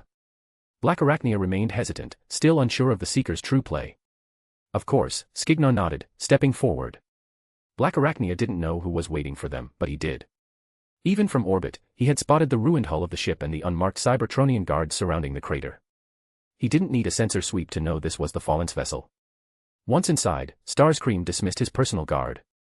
The four of them, Skignaw, Blackarachnia, Soundwave, and Starscream, walked through the corridors. The only sound was the rhythmic thud of heavy metal pedals echoing off the bulkheads. Suddenly, Starscream broke the silence, his voice dripping with smugness. Skignaw, you're about to witness it. I am to be appointed the new leader of the Decepticons by the Master himself. Is that so? Skignaw's tone was flat. Then congratulations in advance, Lord Starscream. Soundwave's optics flickered at the exchange, while Blackarachnia's curiosity deepened. Don't worry, Starscream sneered. You'll see soon enough.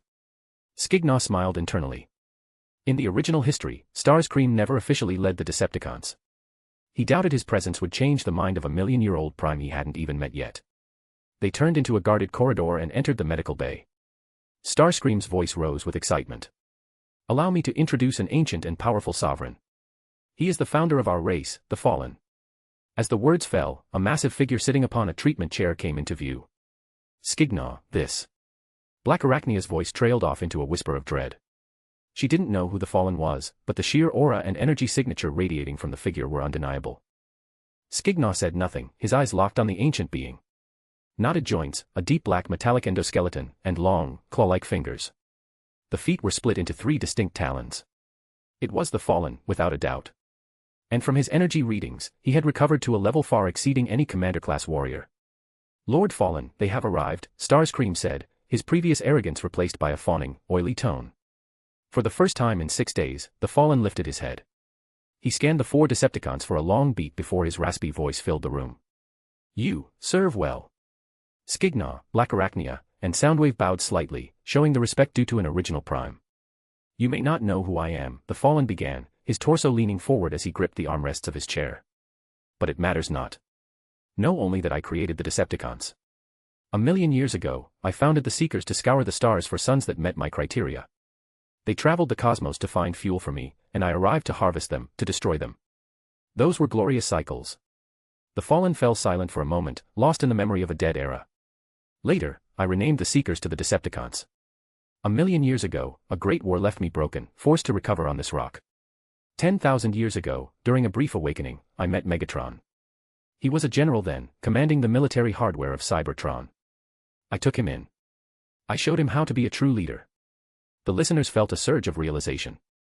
Even Skignaw now understood the full lineage connecting the ancient Seekers to the modern army. However, the Fallen's voice grew cold and sharp. Megatron was murdered on that planet. The very planet that nearly cost me my life. I want you to avenge him. Exterminate the Autobots and the humans who stand with them. Skignaw, Soundwave, and Blackarachnia exchanged silent glances. The Autobots had Optimus Prime. What did they have? More infighting. Starscream, take them. Begin the assault. Yes, Lord Fallen. Starscream replied instantly, then paused. Lord Fallen, did you forget something? What is it, Starscream? The dangerous glint in the Fallen's optics made Starscream's words die in his throat. He didn't dare bring up his appointment as leader again. Your will be done, Lord Fallen, Starscream said, bowing low. I will lead the Decepticons to victory. Good. Leave me. I must rest. The dismissal was absolute. Outside the medbay, Starscream's eyes darted toward Skignaw. Skignaw, I hear you have a transport ship exchanged from the Autobots. We'll use it as bait to draw out the nest forces. No. I refuse. Skignaw didn't even let him finish. Starscream's face darkened, but he said nothing more. They hurried out of the ship, and Skignaw and Blackarachnia headed straight back to their own transport. My lord, you and Lady Blackarachnia. Onslaught asked as the ship ascended. We have new orders, Onslaught, Skignaw said. There is a master in that ship, the founder of our race. We answer to him now. Several days later, Shanghai, Earth. Local time, 10:14 p.m. A major leak has occurred at a factory in Shanghai. Workers and residents are being evacuated. We will continue to follow this developing situation. Outside a factory on the outskirts of Shanghai, a reporter in a gas mask delivered her report while thick yellow smoke billowed from the vents behind her. Cordon lines were up, and workers were being rushed away. Meanwhile, at the Nest Command Center in the Pentagon. Status, a middle-aged officer in a crisp uniform asked, walking into the war room. Sir, evacuation will be complete in 3 minutes. After the disaster 3 months ago, Nest Command had been split with the Pentagon to ensure better strategic oversight. Sir, the airspace is locked down for 10 miles. Good. The officer checked his watch. Everything is ready. Nest, move in. Copy that. Black Hawk is approaching target, preparing to land. Since the secret of the Cybertronians had become public knowledge, the US had been negotiating with other nations for permission to conduct military operations against Decepticons globally. Inside the empty factory, a white and red ice cream truck rolled slowly through the loading docks. A pointed mechanical face insignia was painted on its front. Listen up, Decepticons. Prepare to get your tailpipes kicked. The truck took a sharp turn, its roof speakers blaring the same boast on loop. Above, Black Hawk helicopters descended. Don't get nervous, boys, Lennox said, patting the shoulders of the soldiers beside him. Robert sat next to him, silent. The news says it's a leak, but we all know the score. We've done this 6 times. Aside from that one hiccup on the second run, we've taken out 60 of these things. As Lennox calmed the rookies, a convoy consisting of 3 motorcycles, a silver sports car, and a heavy pickup truck sped toward the factory gates. All right, everyone out. Lennox shouted as the helicopters touched down. The Special Forces team hit the ground and gathered at the factory entrance, meeting the vehicle convoy. Ironhide, Lennox said as the black pickup pulled up. This factory is divided into zones A through E. We aren't sure how many are hiding in there. I need you to hold the perimeter here. You got it, Lennox. The pickup shifted, its chassis expanding until a massive warrior stood before them. Ironhide deployed his heavy cannons and sniffed the air. I smell Decepticons. They're in there. Sideswipe, take the zone at 2 o'clock, Lennox commanded, looking at the silver sports car.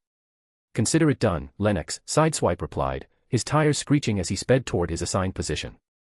Chapter 124, Sideways and Demolisher. Finally, Lennox turned his attention to the 3 identical motorcycles in the convoy, each a different color.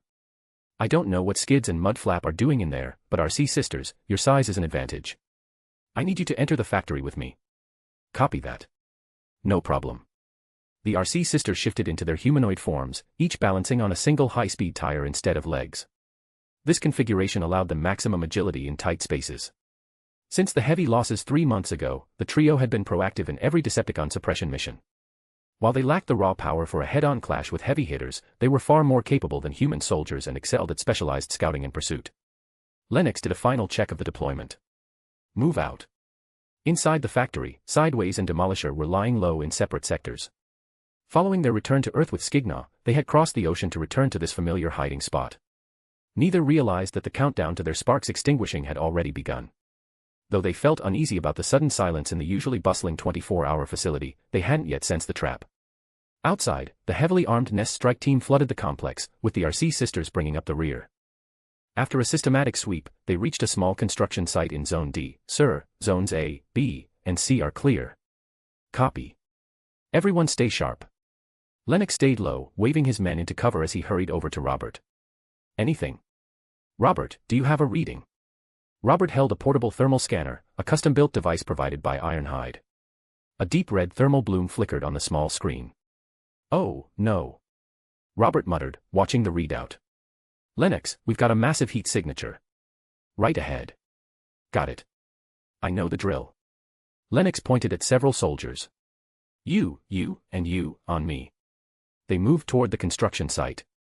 But before they could even get close, the screech of heavy mechanical gears filled the air. A massive white hydraulic excavator parked in the center of the yard suddenly jerked to life. Its bucket swung upward as the massive treads shifted into limbs. Contact. Decepticon. Lennox and the soldiers immediately opened fire, their rifles spitting lead. Rat-tat-tat. Roar. The 20-meter-tall Decepticon let out a deafening howl, slamming its massive shovel arms into the ground and sending construction materials flying like shrapnel. Struck. Lennox ducked as a concrete pipe shattered above him. He looked around at the soldiers pinned down by debris and yelled at Robert, confirm the ID and call for air support. On it. Robert uploaded the tactical imagery. The database pinged back instantly. Lennox, it's Demolisher. Demolisher didn't stay to fight. He shifted his lower body into a singular, massive wheel and used his long arms to propel himself forward, tearing out of the factory at high speed. Human soldiers in his path weren't so lucky, several were crushed into a pulp by the swing of his mechanical limbs. Hunter 1, we need immediate fire support.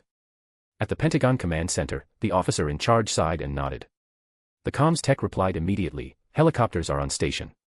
Support is inbound. Attack helicopters roared over the factory, unleashing a barrage of rockets and chain gun fire on the fleeing giant. Demolisher ignored the hits, his massive wheel churning through the streets.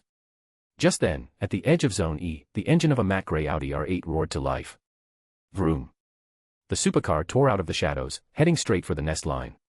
Lennox pivoted his attention. New contact. All units, focus. We have a second target. RC twins, he's headed your way. The Audi seemed to be acting as a distraction for Demolisher. As it neared the effective range of the human weapons, it pulled a violent U-turn and sped away. It's a Decepticon. Elita 1 recognized the signature immediately. It's sideways. Chromia added. After him. RC commanded. Transforming into 3 Ducati F4 motorcycles, the sisters tore after the silver car. Using his knowledge of the facility, Sideways wove through the narrow corridors and alleys. Soon, only RC was close enough to maintain pursuit. Sideways had no intention of fighting, he just wanted to clear the area, providing whatever cover he could for Demolisher. The chase reached the edge of Zone E. Suddenly, a red and white ice cream truck pulled into Sideways' path. Sideways didn't slow down. He transformed mid-jump, leaping over the truck and crashing through a residential building directly ahead. Inside a third-floor apartment, an old man in a white undershirt eating noodles felt a slight vibration. He tilted his head, listened for a second, and then went back to his meal. RC, stuck in alt mode, couldn't transform fast enough. She slammed into the ice cream truck, T-boning it and sending it spinning. Looking at the gaping hole in the building where Sideways had vanished, RC snapped, skids. Mudflap. Your timing is atrocious. When are you two going to learn to stay out of the way? Sorry, RC. The two halves of the ice cream truck transformed into the bickering twins. Mudflap, composing the rear half, patted his head. We blew it. But hey, we're not hurt. Skids, the front half, punched him in the face. This is a formal combat op. What were you doing? Me. You're the one who turned into the... Enough, Elita 1 said, pulling up. RC, get the word to Lennox. Fine, RC sighed, used to the twins' antics. Lennox received the update and immediately patched through to Sideswipe. Sideswipe, we have a runner leaving the factory. I need you to intercept. Copy that. I'll show you how we do it clean and fast. The silver Corvette Stingray waiting outside the gate screeched into gear, quickly closing the gap on Sideways. Decepticon, your time is up. Sideswipe accelerated and performed a high-speed transformation, vaulting into the air. Mid-flight, he deployed his twin arm blades. As he descended over the matte gray Audi, he drove the blades downward. Shink. The blades pierced the hood, and as Sideswipe hit the ground, he held them steady. The momentum of the car did the rest. The Audi was bisected perfectly down the middle. Damn, I'm good, Sideswipe mused, sheathing his blades. Meanwhile, Demolisher had reached a massive highway bridge, crushing civilian cars and swatting vehicles into the river below. Lennox, pursuing in a HMMWV, realized they were about to lose control of the situation. If this continued, their secret op would be global headline news. Air support, authorization 9 Alpha. Drop prime. Now. Confirmed. Approaching drop zone. A massive C-17 transport plane banked over the bridge. The tail ramp dropped. Drop countdown, 5, 4, 3, 1.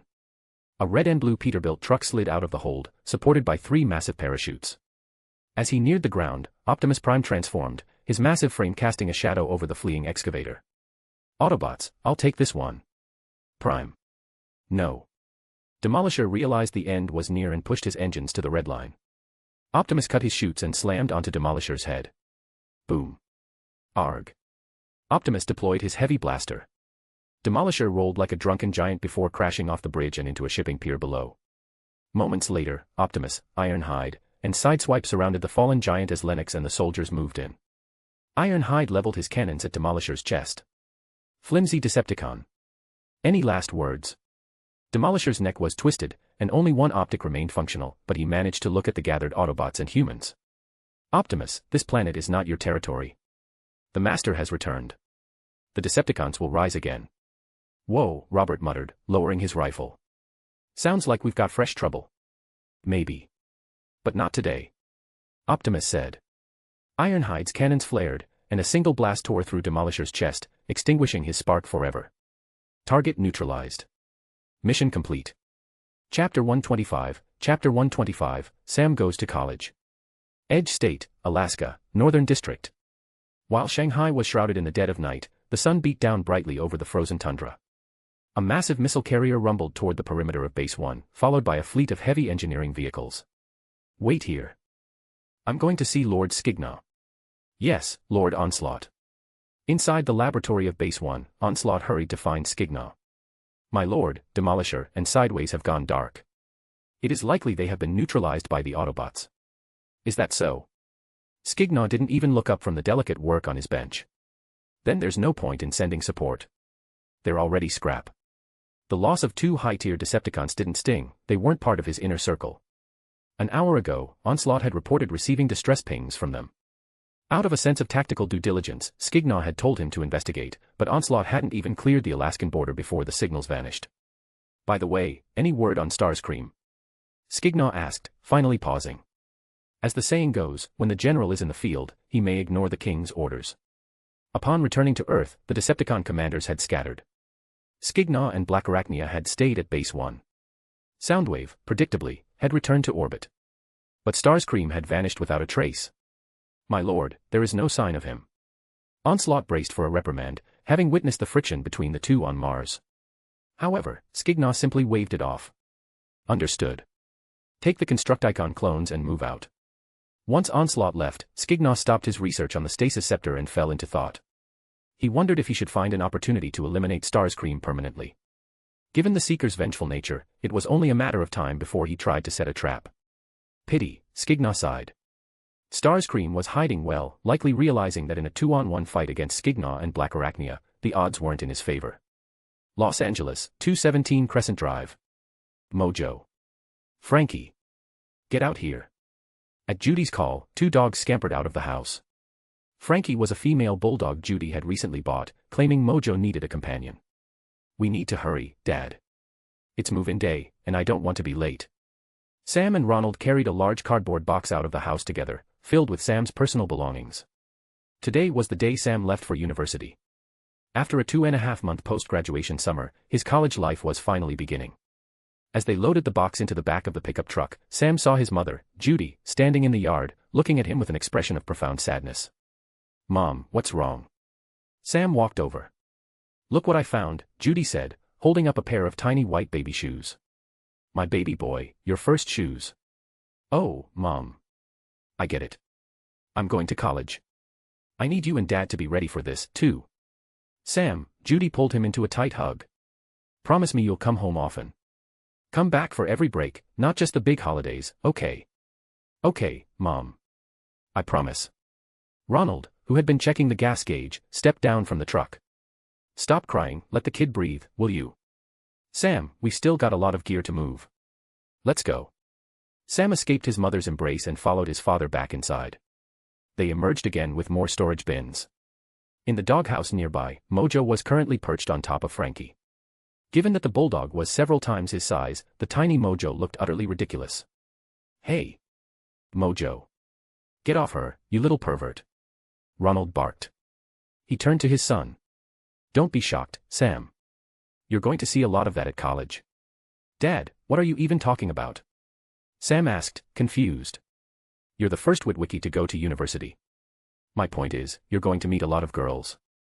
Michaela is great, but you guys need to give each other some space.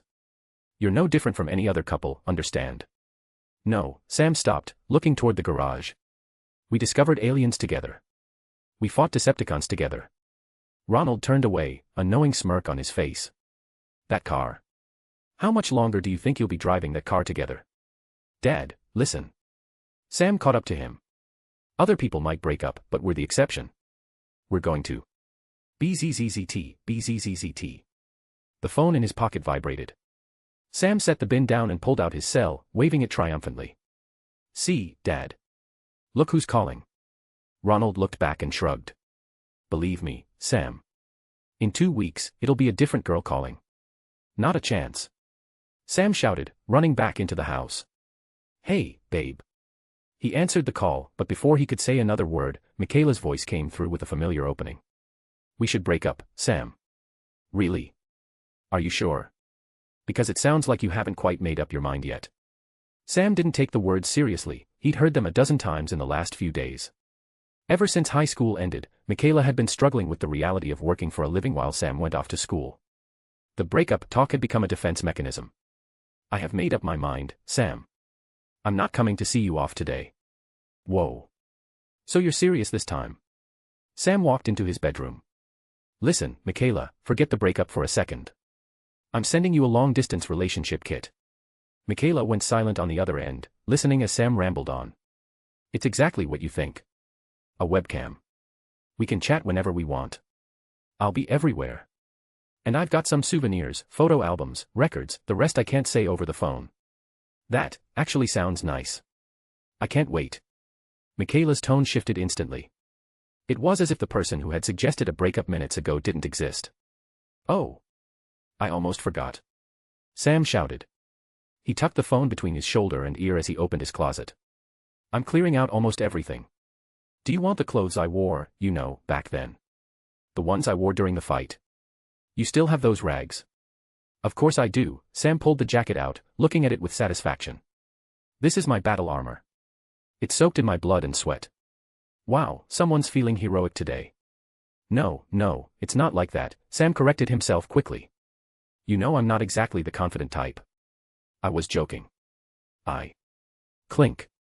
As he pulled the jacket, something fell out of the pocket and hit the hardwood floor with a sharp, metallic ring. Hang on, Michaela. Don't hang up, I dropped something. Sam set the jacket aside and knelt to pick up the small, jagged piece of metal. Is this an allspark shard? Memories rushed back, but before he could process them, the surface of the shard suddenly flared with a blinding light. The drop had triggered a dormant response. Sam found himself staring uncontrollably into the shard as thousands of ancient Cybertronian glyphs and data streams flooded his mind. Sam, are you there? Can you hear me? Who? The frantic voice on the phone brought Sam back to reality. He exhaled sharply, feeling as if his brain had just been rewired. Michaela, there was a shard in my pocket. It's... Whoa. The shard in his hand suddenly became white-hot. With a cry of pain, he dropped it. Clink. The shard hit the floor, radiating intense heat that began to melt the wood and insulation beneath it. It burned straight through the floorboards and plummeted into the kitchen below, landing on the dining table and releasing a localized pulse of blue energy. Hum. The appliances in the kitchen began to twitch. Toasters, blenders, and coffee makers started to shake violently. In a cacophony of shifting metal and grinding gears, they transformed into a swarm of tiny, feral Decepticons, waving forks and knives like weapons. Upstairs, Sam was oblivious to the chaos in the kitchen. He stared at the smoking hole in his floor and scrambled for a fire extinguisher. Fire. Dad. Mom. There's a fire. Sam. Michaela called out. All right, typical. Sam, I'm coming over. See you in 20 minutes. She hung up. FSSSSSSSH. Sam rushed back into the room with the extinguisher, dousing the hole with foam. He didn't notice the bedroom door being pushed open by a row of tiny, red-eyed robots. Chapter 126, The house is on fire. Whoa. What the hell are these things? Just as he put away the fire extinguisher, Sam turned around only to be tripped by something small and fast. He looked down and found his bedroom swarming with tiny robots, a pack of mini Decepticons. Da-da-da. The little monsters screeched gibberish, firing tiny, high-frequency projectiles at Sam. Two of them even brandished a fork and a steak knife, charging at him with feral intent. F-word. Where did these guys even come from? Though the mini Decepticons' firepower was too low to be lethal, they were annoying enough to send Sam scrambling. After a chaotic game of hide-and-seek, Sam saw an opening and lunged for the bedroom window. In the yard, Ronald was carrying 2 cans of gasoline toward the front when he heard the commotion upstairs. He looked up just in time to see his son tumbling out of the second-story window. Sam. What are you doing? What happened? Ronald shouted in a panic. Dad, get down. Sam didn't have time to explain. He landed on the porch roof and slid down to the lawn. Before he could catch his breath, the mini Decepticons came pouring out of the window after him like a metallic waterfall. Whiz, boom. A spinning micromissile whistled past Ronald's ear. He dropped the gas cans instantly, performing a desperate combat roll behind the yard's only fountain. What are those things, Sam? I think they're the kitchen appliances. Sam yelled from behind a flower bed. He turned toward the garage and bellowed at the top of his lungs, Bumblebee. Vroom. The roar of a high-performance engine tore through the air as a brand-new Camaro smashed through the garage door. Before even reaching the center of the yard, the car shifted and expanded into its robotic form. Ugh, a bunch of disgusting little pests. Through his radio voice, Bumblebee sounded genuinely annoyed. He deployed his plasma cannon and began a systematic purge of the tiny Decepticons, who didn't even rank as basic-tier warriors. Boom. With a series of precise shots, Bumblebee made quick work of the kitchen horde. However, the price of victory was a yard riddled with craters, and a stray shot had unfortunately scorched Sam's bedroom wall. Looking at the blackened, flaming wreckage of the second floor, Sam felt like crying. Bumblebee. You blew up my house. They weren't even as tall as your knees. Couldn't you have used a fly swatter or something? What's going on? What happened, AH? Judy came rushing out of the house, only to trip over a fresh crater in the walkway. She went flying, landing flat on her back. Sam, call the fire department. Ronald shouted, rushing to Judy's side. I already did. Sam grabbed his head in frustration, looking at the mess. Bumblebee, maybe I shouldn't have called you. Get back in the garage, quick. Bumblebee shrugged, pointing at the scorched house and the ruined yard as if to say, collateral damage is part of the job. Garage. Now. They're coming. Sirens wailed as fire trucks turned onto Crescent Drive. Right behind them was a red motorcycle, ridden by a woman in tight black leather, her silhouette cutting a striking figure against the chaos. Before the firefighters could reach the door, Sam sprinted into the kitchen. He found the allspark shard on the dining table and, using a pair of tongs, carefully dropped it into a heavy glass jar. Hurry up. What are you people waiting for? My house is melting. Judy screamed at the firefighters, clutching Mojo and Frankie, whose doghouse had been vaporized in the skirmish. Michaela pulled into the yard and pulled off her helmet, letting her wavy auburn hair cascade down. Hi, Michaela, Judy called out, breathless. Sorry you have to see the Witwicky disaster show. You're just in time for the fire. It's fine, Ju. Hey, Michaela. Over here. Sam poked his head out of the house. Michaela gave Judy a sympathetic smile and ran toward Sam. Sam, what happened? The house is on fire, Sam said dismissively. He pulled out the jar containing the shard, his face turning grim. Listen, Michaela.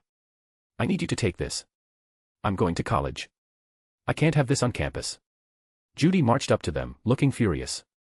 Sam, we need to talk. Yeah, 1 second. Sam shoved the jar into Michaela's hands and pushed her toward the street. Put it in your bag. Keep it safe. Do not lose it. Sam, if you go, he goes too. Judy snapped, pointing at the garage. I won't have a neurotic alien living in my garage after what he just did to my wallpaper. Show. Ronald appeared from nowhere, grabbing Judy and pulling her into a corner. Keep it down, Judy. This is a matter of national security. Ronald lowered his voice, trying to soothe her. I'll have Sam handle the alien. If we act like this was just a normal grease fire, the special people will pay for the repairs. I already told the firemen it was an old toaster. This is how we get the government to pay for that backyard pool you wanted. Judy hesitated, then nodded. Fine. But I want an open-air pool. And a new bathtub. Done. I'll make the call. Inside the garage, Sam led Michaela to the yellow Camaro. Bumblebee, we need to talk about college, Sam said directly. Michaela looked at the car, then at Sam. I'll wait outside, Sam. Once outside, Michaela unzipped her leather jacket to reveal a white sundress. She pulled a small bouquet of purple flowers from her bag and began rehearsing her goodbye. Inside, Sam paced for a moment. Look, Bumblebee. I wanted to tell you sooner, but, you know. Freshmen aren't allowed to have cars. If it were up to me, you'd be in the dorm, but it's not. You're an Autobot. You shouldn't be rotting in a suburban garage. You've been a great bodyguard, the best. But look at me. I'm safe. The Decepticons have forgotten about me. You should go back to your team, B. I just want to be a normal kid. I want the real college experience. Fine, Sam. I get it, Bumblebee beeped, shifting into his robotic form. He looked genuinely dejected, his head slumped. He realized he had become a burden to the boy's life. Seeing the sadness in the scout, Sam walked over and patted his metallic leg. It's not like we're never going to see each other again. Don't be like that, buddy. You're making me feel like a jerk.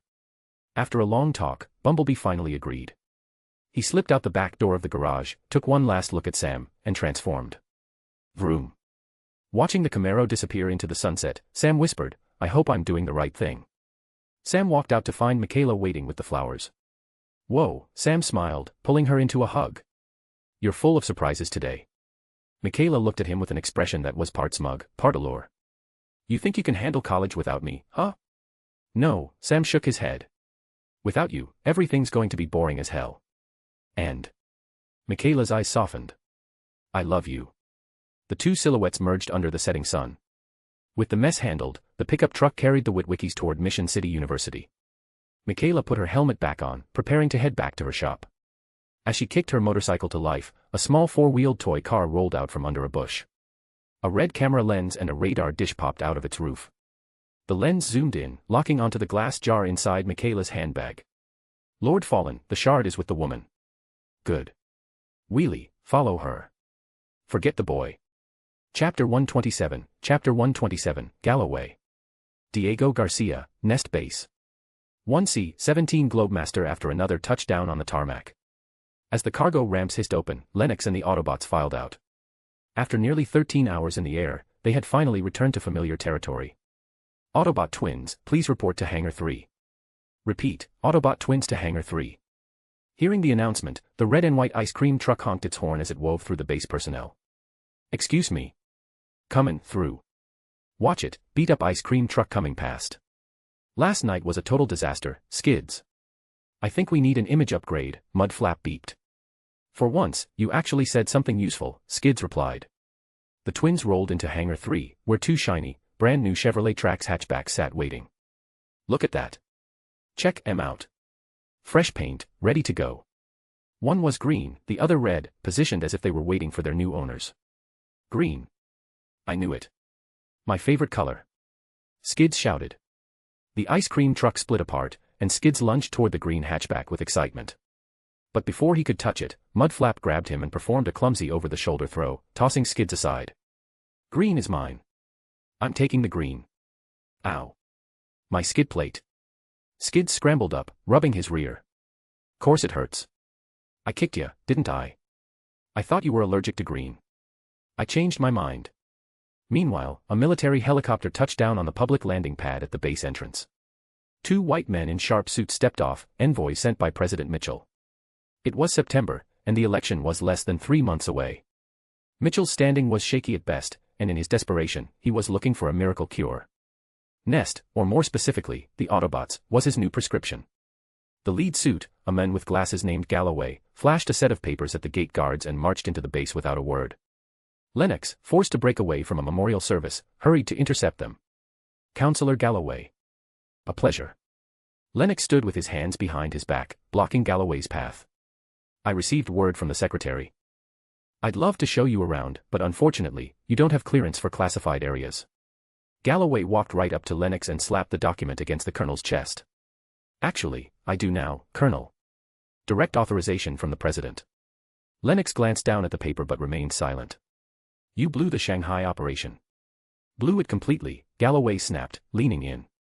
"I'm here with a few choice words for those robots. Lead the way, Colonel." Space, near-Earth orbit. A U.S. military satellite drifted along its preset path. Behind it, a massive shadow drifted closer, deploying several mechanical tentacles. The moment they gripped the satellite, they branched out like invasive vines, wrapping around the hardware.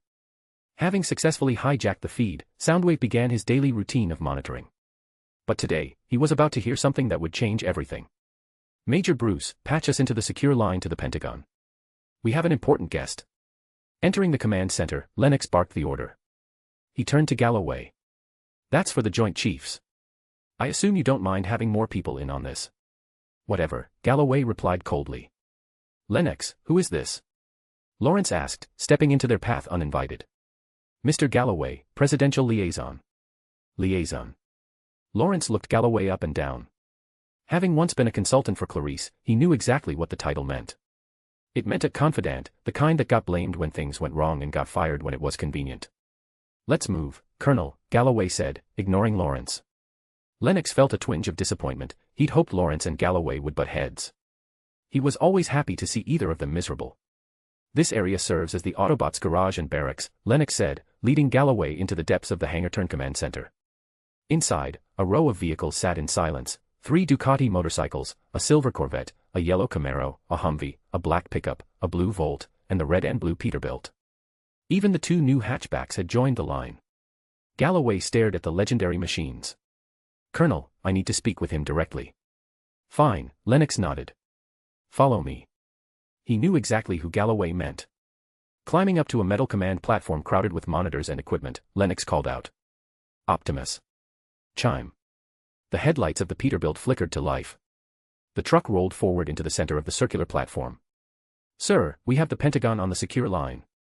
"Good work, Bruce." Lennox walked to a screen displaying General Morshower, the Army Chief of Staff. "Sir, I have critical intel to report. I can't let you see Optimus, but I can let you hear him." Despite the fall of Sector 7, direct contact with the Autobots remained highly restricted. "Proceed," Morshower said. Clang-clash. The sound of shifting metal filled the hangar as the Peterbilt transformed. Robert stood beside Galloway, looking up at the towering prime. "Sir, I know what you're thinking. You're wondering, if God made us, then who made them?" Galloway adjusted his gold-rimmed glasses and stood with his hands on his hips, studying Optimus without answering. "General," Optimus began. "Our combined forces have neutralized 6 Decepticon cells across every continent. But last night, the Decepticon we executed left us with this." Optimus tapped his chest plates. A recording boomed through the hall. "The Fallen has returned. The Decepticons will rise again."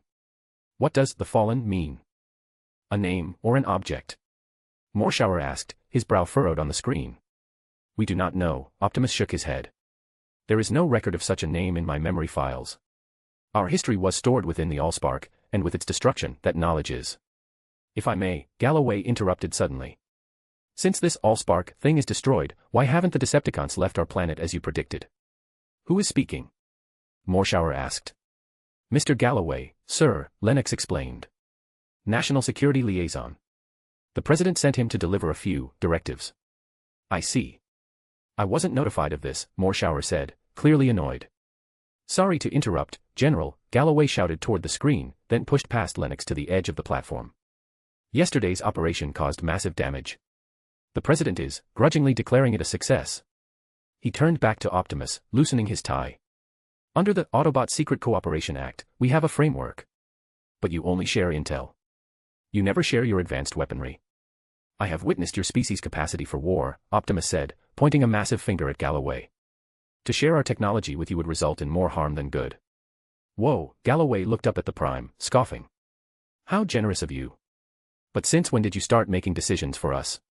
"Counselor, if I may offer an objective perspective," Lennox cut in, unable to take any more. "Go ahead, Colonel. Let's hear your expert opinion. Optimus and I have fought side by side for a long time. We've bled and sweated together."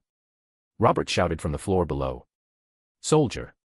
Galloway leaned over the rail. "Do your job and keep your mouth shut." Robert clenched his fists, shaking them at Galloway. "I'd advise you not to push me." He had thought the suit seemed like a decent guy when he first arrived, but he realized now his first impression was dead wrong. Chapter 128, The Stolen Shard. Interrupted by Robert's outburst, Galloway lost interest in whatever Lennox was about to say. He decided to get straight to the heart of his visit. "Optimus," Galloway said, turning his gaze back to the towering prime. "While many Decepticons have been neutralized, your own numbers have doubled since you arrived. I know you've been broadcasting messages into deep space, an open invitation for more of your kind to come here. But you've never allowed us to vet them." "Let me stop you right there, Mr. Galloway," Morshower said from the screen, sitting up straighter. "Vetting happens right here. I've spoken with Mr. John Keller, and to my knowledge, Colonel Lennox and his team have made perfect tactical calls across 7 successful operations against Decepticon cells." "Fine, General," Galloway didn't argue the point. "Even so, the President believes the current national security situation is precarious. They can't be perfect forever. Look at what happened in Shanghai. The imperfection of the Shanghai operation had subjected President Mitchell to more than just external diplomatic pressure. Much like ancient times when people blamed the Emperor for the corruption of his officials, the heat on Mitchell was reaching a boiling point. Finally, Galloway drew his metaphorical blade. "We all know the Decepticon leader, Megatron, NBE-1, was dropped into the Laurentian Abyss, the deepest trench on Earth. By now, he's likely rusted into a pile of scrap. The only remaining shard of the Allspark is kept in an electromagnetic vault in the most secure naval base in the world. Despite the presence of the Autobots, Nest was technically a joint facility. But the US government had decided to store the shard elsewhere, a move that spoke volumes. No one can tell me exactly why the Decepticons are still hanging around this rock, but I can take a guess, Galloway said, pointing a finger directly at Optimus. You. It's you Autobots. The Decepticons are here to hunt you. Because of you, they keep flooding our planet. If a Decepticon had been there to hear him, they would have laughed until their gears ground. Hunting Optimus Prime. They weren't that suicidal. But as the saying goes, you can't wake someone who is pretending to be asleep. Recalling the president's parting instructions, Galloway doubled down. Otherwise, what else does this planet have that they'd want? As for this fallen, Galloway waved a hand dismissively. It sounds like a major disaster in the making, but only if you people stay here. I understand your meaning, human. Optimus's tone turned cold and distant. You believe the insecurity of this world is a direct consequence of our presence. Galloway shrugged, his silence an admission. He had dropped the facade entirely. Optimus, one last question. If we ultimately determine that for the safety of mankind, the Autobots must leave Earth for another refuge, will you go peacefully? You possess that right. If you ask it, the Autobots and I will respect your choice. Optimus leaned over the command platform, his massive frame exerting a crushing pressure on Galloway. But before that, I ask you to pose one question to your president. If you are wrong, is there a pill for regret? Good question. Lennox whispered, giving Optimus a subtle thumbs up. That needn't concern the Autobots, Galloway replied, wiping his glasses and retying his tie. He had his answer. It was time to report back to the White House. Space, near-Earth orbit. The hijacked military satellite began to accelerate, maneuvering along a specific vector. Suddenly, a small aperture opened in its chassis, glowing with a spinning blue light. Thump. Like a cannon shell, a small fireball was spat out toward Earth. It followed a precise parabolic arc, plunging into the waters near an island in the Atlantic, home to the safest naval base in the world, Point Magoo. The fireball hit the ocean with a hiss of white steam. Moments later, a beast-mode Cybertronian the size of a large dog leaped from the waves and sprinted onto the sand. Ravage. A member of the Cassette Corps, an expert in infiltration and sabotage. He was over 3 meters long, standing 1.2 meters high, with a long tail armed with retractable armor-piercing missiles and a dark gray alloy skeleton. His hydraulic struts and energy lines were exposed at the joints, and his spine whipped with lethal grace as he ran. Lifting his snarling head, Ravage's single cyclopean eye emitted a green scanning laser. Before him lay a mountain-hollowed base surrounded by high-voltage fencing and warning signs, restricted military zone. Ravage lunged, clearing the electric fence in a single bound. His magnetic levitation pads absorbed the shock and sound of his landing.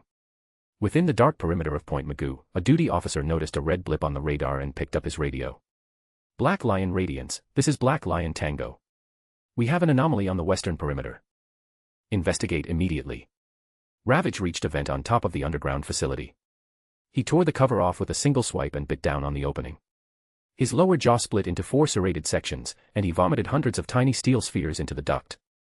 Clink clink clink. The magnetic spheres rolled through the ventilation system, bypassing filters and machinery until they dropped into the empty vault below. Once inside, the spheres transformed into millimeter-scale robots. They swarmed together, clicking and locking into a singular, razor-thin entity, Reedman.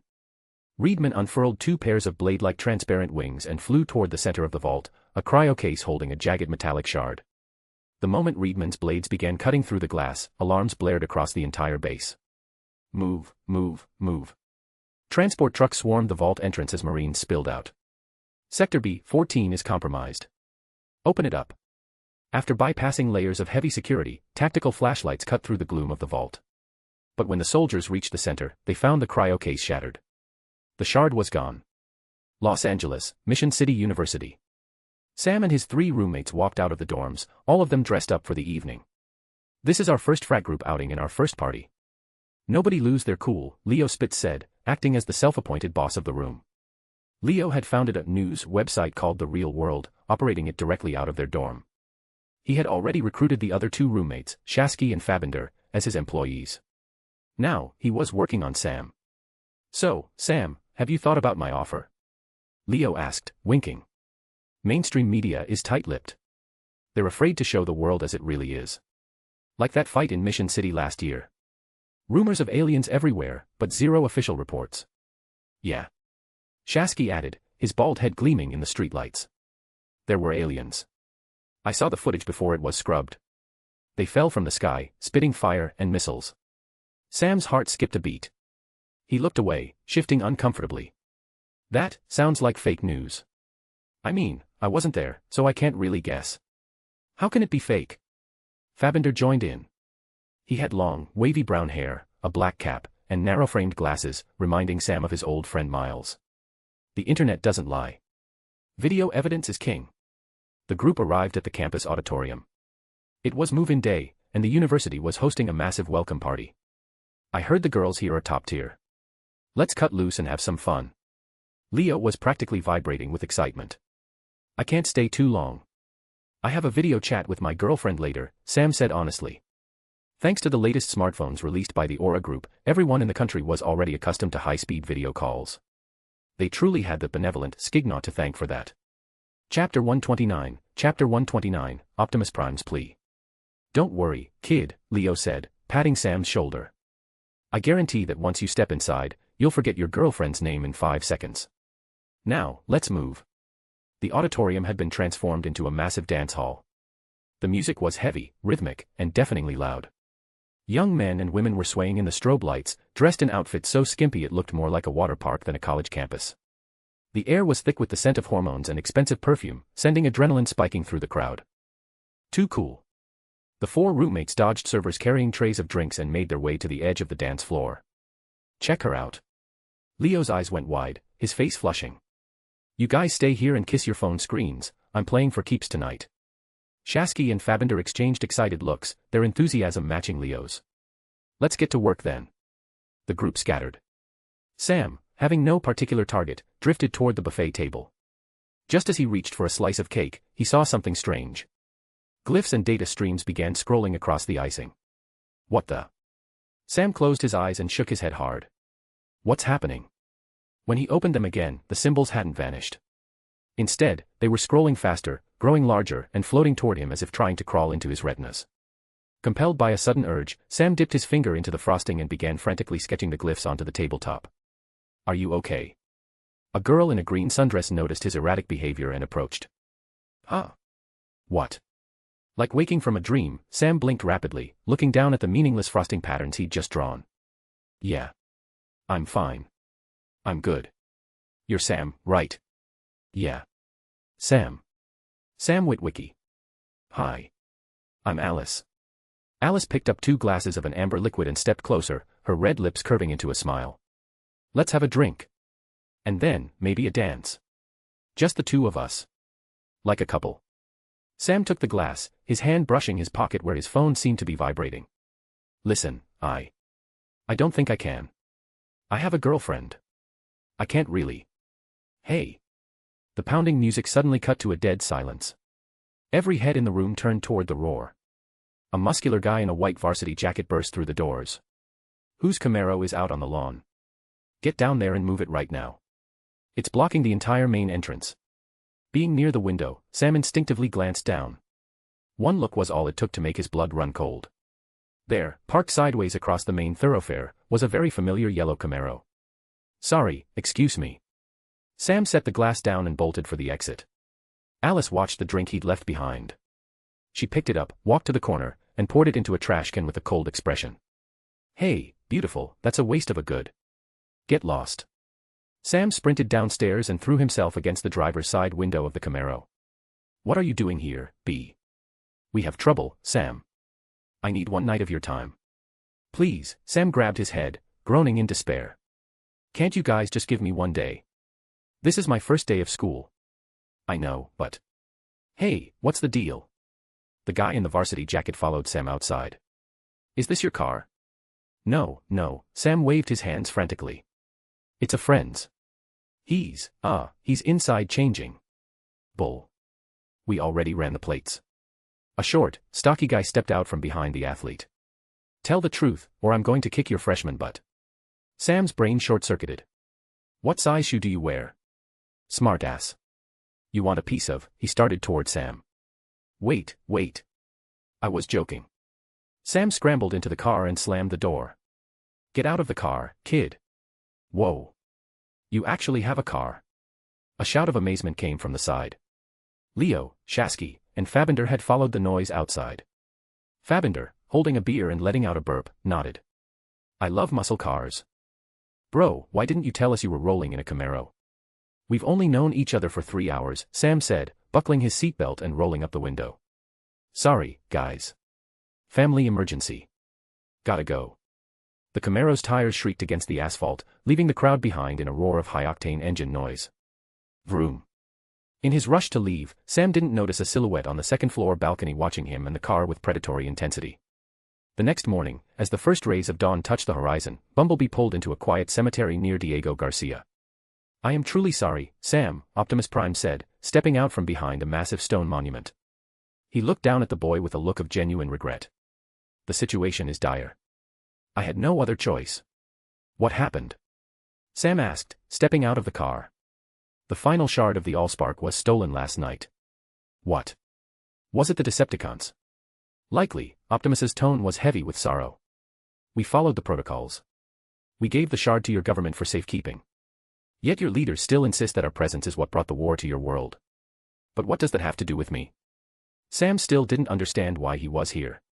After a long silence, Optimus spoke. Earth must not suffer the same fate as Cybertron. It must not become a wasteland of displaced souls. You are a person trusted by both our kinds. I need you to be our bridge, to remind them of the stakes.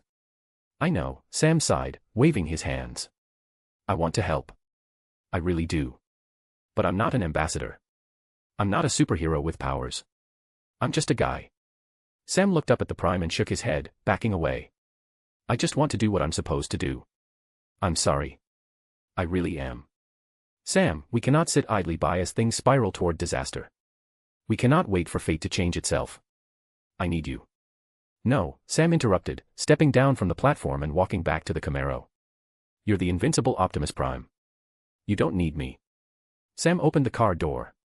He didn't mention that he still had a shard of his own. He was done with this world. Goodbye, Optimus. The Camaro sped away, leaving only tire marks on the gravel. Optimus watched the boy go, his metallic face etched with worry. Sam. I need you. You just don't know it yet. Alaska, Base 1. The quiet of the base was broken by the arrival of an uninvited guest. Ravage. Where is the shard? Skignaw sat in his command chair, looking down at the metallic panther with interest. Earlier that morning, he'd received a message from Soundwave. The orbital officer wanted Skignaw to lead a team to confirm Megatron's status. He'd been given the coordinates of the abyss where the leader lay. If the remains were viable, the shard was to be used to resurrect him immediately. My apologies, Lord Skignaw, Ravage rumbled. His tone was respectful, but his words were firm. Lord Soundwave has decreed that the shard must not be handed over. It stays with me for the duration of the mission. Oh. Is that right? Skignaw smiled thinly. He didn't press the issue. Decepticons were built on intrigue. Given that this involved Megatron, he couldn't blame Soundwave for being paranoid. Besides, his interests currently aligned with Soundwave's. Resurrecting Megatron was better than following the erratic whims of the Fallen and fighting a war of attrition with the Autobots. Go find Scalpel. He will be joining the mission. Skignaw's optics sharpened as he stared at Ravage. You are responsible for his safety. If anything happens to him, I will hold you personally accountable. Understand? Scalpel was his chief medic. He was far too valuable to lose. Ravage bowed his single red eye. Understood, Lord Skignaw. Good. Move out. As Ravage left, Skignaw leaned back into his throne. So, Soundwave is putting Megatron's resurrection in my hands. He wasn't surprised that Soundwave found the location or stole the shard, but he hadn't expected to be the one tasked with the oversight. Whatever, Skignaw thought, starting the ship's engines. With Megatron back, the Fallen might stop obsessing over us commanders and focus on his old apprentice. A familiar leader is always better than a new one. Chapter 130, Starscream's sudden appearance. North Atlantic, Laurentian Abyss. It was 9:13 a.m. A full carrier strike group glided across the surface above the trench, leaving long white wakes in the deep blue water. As the burial site of Megatron's remains, this sector of the North Atlantic was under constant, 24-hour surveillance by a multi-layered net of naval and subsurface assets. High above the fleet, a ship drifted, cloaked and invisible to the naked eye. Once the carrier group had moved a safe distance away, Dirge piloted the transport down to an altitude of less than 100 meters above the waves. Ravage, go. Yes, Lord Skignaw. The cargo ramp hissed open. Skignaw walked to the edge with Ravage, preparing for the deep-sea descent. Suddenly, a cluster missile trailing a long white plume of smoke shrieked toward the ship from the horizon. My lord, there's... Bam. Before Ravage could finish his warning, Skignaw kicked the panther out of the ship and leaped after him. Whoosh. The missile whistled past Skignaw's head, missing him by a hair's breadth, but the ship behind him wasn't as lucky. Boom. The transport, lacking an automated evasion system, took the hit directly on the open ramp. A massive explosion tore through the hull, and the ship began to lurch violently toward the ocean. Fortunately, at the last second, Dirge managed to stabilize the thrusters. Dirge, get out of here. Skignaw transmitted. The ship was his most valuable asset for stealth, he couldn't let it be destroyed or salvaged by the humans. Understood, my lord. Dirge pulled the nose up, rapidly gaining altitude, though the heavy damage meant the ship could no longer cloak or engage its jump drive. Simultaneously, 6 jets streaked across the sky. Leading them was a supersonic fighter with a silhouette Skignaw knew all too well, Starscream. The coward who had fired the missile was the air commander himself. Lord Starscream, what is the meaning of this? Skignaw demanded, his optics narrowing. His question was met with silence. The 6 jets continued their approach without a word. Skignaw watched Ravage splash into the sea below, then transformed into his assault ship mode to intercept the incoming flight. He didn't know why Starscream was here, but he knew the intent was lethal. Starscream, stand down. Why are you attacking Skignaw? Soundwave's voice crackled over the comms, but Starscream only smirked. He didn't hesitate to fire another pair of cluster missiles. He had decided that today, Skignaw would pay for his deception and betrayal. More importantly, he could not allow Megatron to be resurrected, not even the slightest chance of it.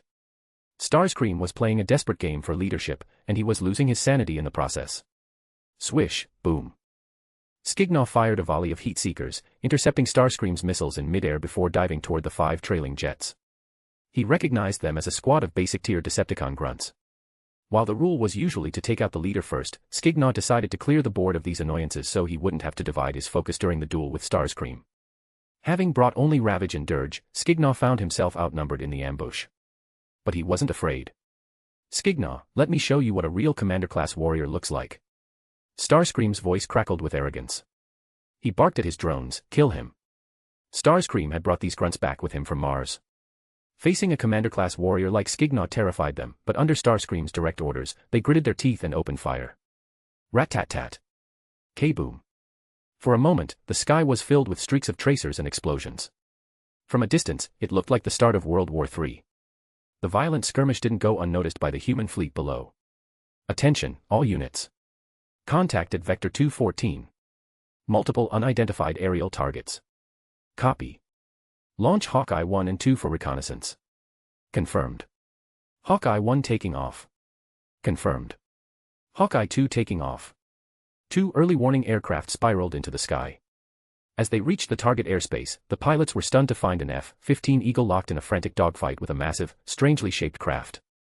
The 2 were trading fire and slamming into each other with visceral hatred. Below, the water was littered with burning wreckage from the downed drone jets. USS Nimitz, this is Hawkeye. We have alien hostiles engaged in an aerial battle over the restricted zone. Requesting instructions. The arrival of the humans didn't slow the combatants down. Skignaw was finally realizing why Starscream held the title of Air Commander. The Seeker's skill and finesse in the air were leagues beyond his own. If it weren't for the fact that Skignaw's chassis was forged from orichalcum, making him significantly more durable than Starscream, he wouldn't have survived the Air Commander's erratic and deadly maneuvers. Damn it. Skignaw, why is your hull so strong? Starscream roared in frustration, firing another pair of missiles. He couldn't accept that a former subordinate possessed a superior frame. In contrast, Skignaw's mood improved. A frustrated enemy was an easy target. He replied casually, maybe your frame is just weak, Lord Starscream. As they brushed past each other in a high G turn, he continued, your attacks are just like your ambition, soft, weak, and barely enough to make me itch. Arg. Skignaw. Starscream snapped. The provocation sent him into a blind rage, and he began dumping his entire payload towards Skignaw. The sky turned into a wall of lead. Skignaw didn't underestimate the firepower. He pulled his nose up into a vertical climb, narrowly evading the barrage. Starscream stayed on his tail, closing the gap for a final collision, ignoring the fact that Skignaw was much faster than him. Just as Starscream was about to ram him, Skignaw performed a sudden, violent air brake maneuver. He stalled his momentum, flipped his chassis, and transformed into humanoid form in midair.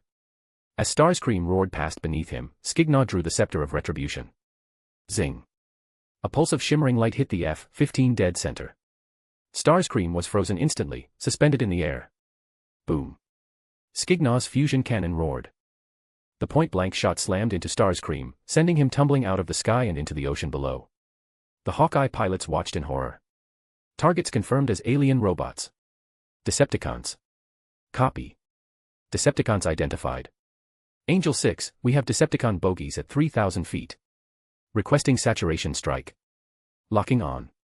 The vertical launch systems on 2 Burke-class destroyers flared to life. Dozens of anti-air missiles surged into the sky. Starscream breached the surface of the water, but instead of counterattacking, he screamed in terror. Skignaw. What kind of weapon was that? Clearly, he didn't recognize the Iacon relic. Both bots were now in humanoid form, hovering using their thruster systems. Starscream was badly damaged, his backplating shattered by the fusion blast. Heh. Guess. Skignaw didn't offer an explanation. He raised his arm again, ready to finish the job, but the shriek of incoming missiles and a warning from his sensors made him pause. Dozens of large naval missiles were closing in from above. Tisk, annoying, Skignaw muttered, looking at the human fleet. He'd forgotten about them. He deployed his shoulder-mounted heat seekers and flared his energy shield, but he didn't stop his advance towards Starscream. He wasn't afraid of conventional missiles. Bullies like Starscream were always the most afraid of death.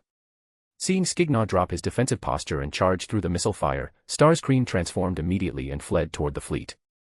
USS Nimitz, the Decepticons are heading your way. Copy. Initiate maximum defense. All units, engage. Boom, boom. The sea behind them erupted as the naval missiles detonated, sending towers of water 60 meters into the air. Skignaw pushed his engines to the red line, closing the distance and firing constant bursts at Starscream's tail. He'd been worried about Starscream's schemes, but now that the traitor had delivered himself to him, Skignaw intended to leave a mark the Seeker would never forget. Chapter 131, The Unlucky Nimitz. Panic-stricken and desperate, Starscream streaked toward the carrier strike group a few dozen kilometers away. The moment he cleared the perimeter, the USS Nimitz's phalanx CIWS greeted him with a hail of lead. Thump thump thump. In the dense curtain of fire, a 20mm shell clipped the wing of the F-15. While the CIWS lacked the power to seriously damage the air commander, the insult was enough to trigger his infamous rage. It's one thing to be hunted by Skignaw, but you insects dare strike me. Swish, boom. Starscream dumped a cluster bomb, obliterating the carrier's defense arrays and turning the flight deck into a sea of fire. However, the momentary distraction allowed Skignaw to close the distance. Zing. Another pulse from the scepter of retribution shrieked past. Starscream banked violently to avoid it, losing control for a split second and slamming hard onto the Nimitz's deck. Crash. Arg. Sailors were crushed under the sheer mass of the falling robot. Parked aircraft were reduced to shrapnel as Starscream skidded across the steel plating. The crew on deck scattered like ants before a storm. Don't panic. Get to the lockers. Return fire. Return fire, officers bellowed, trying to organize a resistance. But the rank-and-file sailors, who had never seen a Decepticon in the flesh, had already bolted for the lower decks. Some were even grabbing life rings and jumping overboard, sensing the ship's impending doom. As the saying goes, when the giants fight, the grass gets trampled. The Nimitz battle group was the grass. With 2 Titans landed on its deck, the carrier's combat effectiveness was effectively zeroed. Skignaw descended, firing a photon pulse that tore through the deck. Creak, crunch. The shot pierced the main keel of the ship, and seawater began to roar into the lower compartments. Damage control teams scrambled up the ladders in a frenzy. Run. We're taking on water. The lower decks are flooding. Thud. Skignaw landed on the deck. He retracted his photon cannon and drew the black hell blade.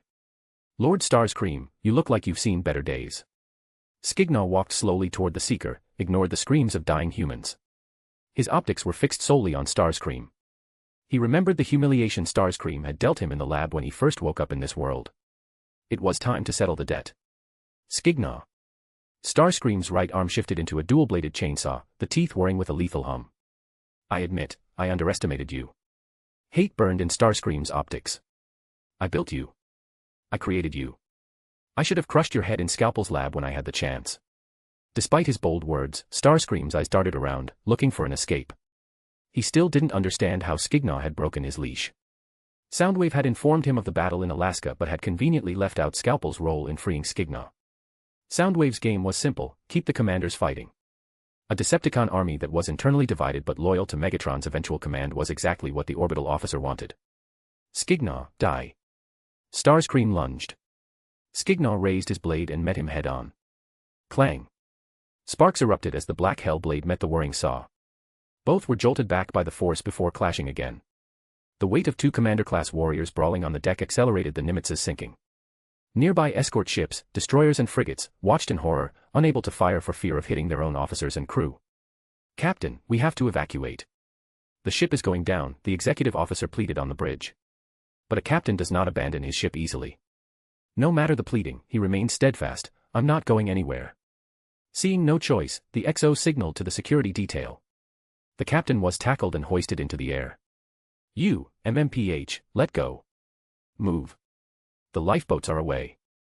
We're transferring command to the frigate." Once on the escort ship, the XO, now acting commander, looked at the burning wreck of the Nimitz and the hundreds of sailors still trapped on board. He didn't hesitate. "Target the hostiles on the deck. Open fire. All batteries." On the deck, the duel raged on. Although Skignaw's chassis was superior, Starscream was a veteran of a million years of war. A duel between commanders was never easy. Skignaw's armor was scarred and dented.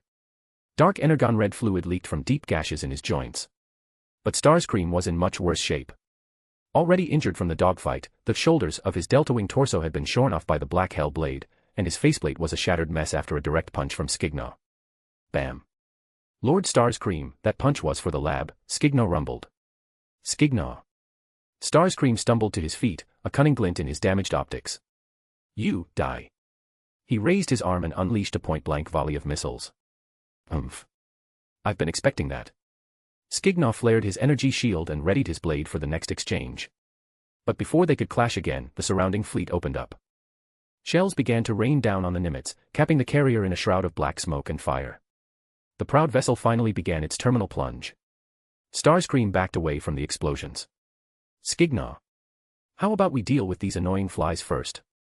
Skignaw looked down at his waist, which was now submerged in the rising tide, then looked at the human fleet thousands of meters away. He nodded. Fine. He was tired of being interrupted. Swish. Transforming into their flight modes, the two Decepticons tore across the waves. It took mere minutes to dismantle the remainder of the strike group. Frigates and supply ships were shattered, their sailors tossed into the Atlantic to feed the sharks. As the last supply ship slipped beneath the waves, Starscream suddenly pulled a vertical climb, shrieking into the cloud cover. Before Skignaw could react, the air commander's signal vanished from his sensors. Skignaw stared at the empty sky. He felt a twinge of regret, but no real disappointment. He knew Starscream was an expert survivor. Killing a veteran commander-class warrior was a feat that took hundreds of rounds of combat. Besides, Starscream was still Megatron's right hand. Even if Skignaw captured him, he had no authority to execute him. Megatron had forgiven Starscream for actual coups. He wouldn't kill his best seeker over a private grudge with a newcomer. Commanders had the luxury of being forgiven for many sins. That was why Skignaw had been so quick to kill Skywarp earlier. Skywarp didn't have that protection. Skignaw turned back to the wreckage, scanning for ravage, when several Cybertronian jets appeared on the horizon. "My lord, status?" Dirge asked, pulling into a hover. He had returned to base and brought the horsemen for backup. They were just a few minutes too late. "I'm fine," Skignaw said, dismissing his concerns.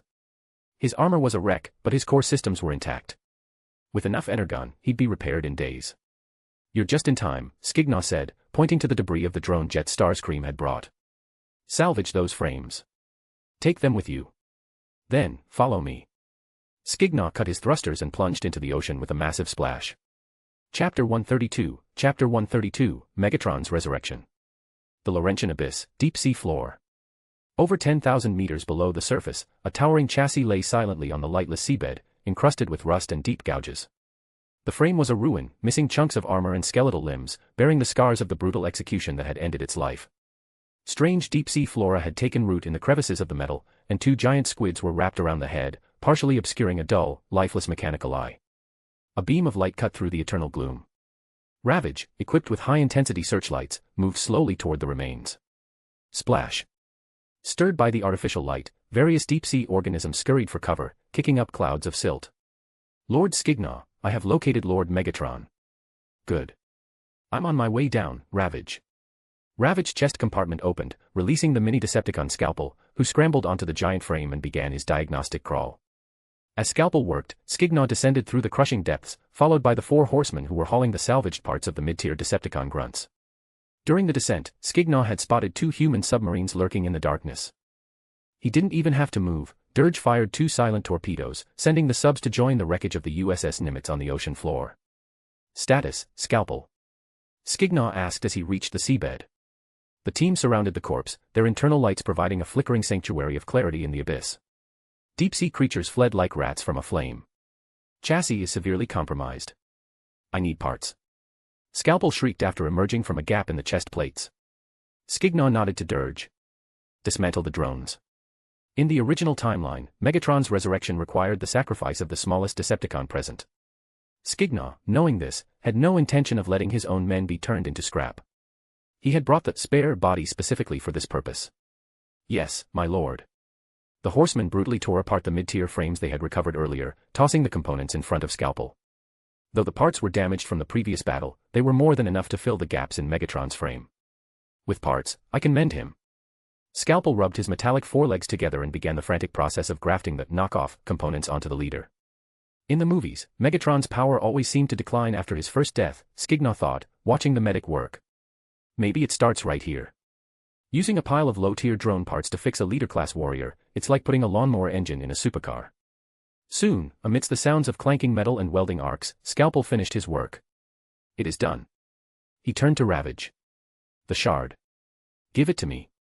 Ravage complied, vomiting the Allspark shard from his maw just as he had with the microspheres earlier. With the shard, there is life. Scalpel shrieked.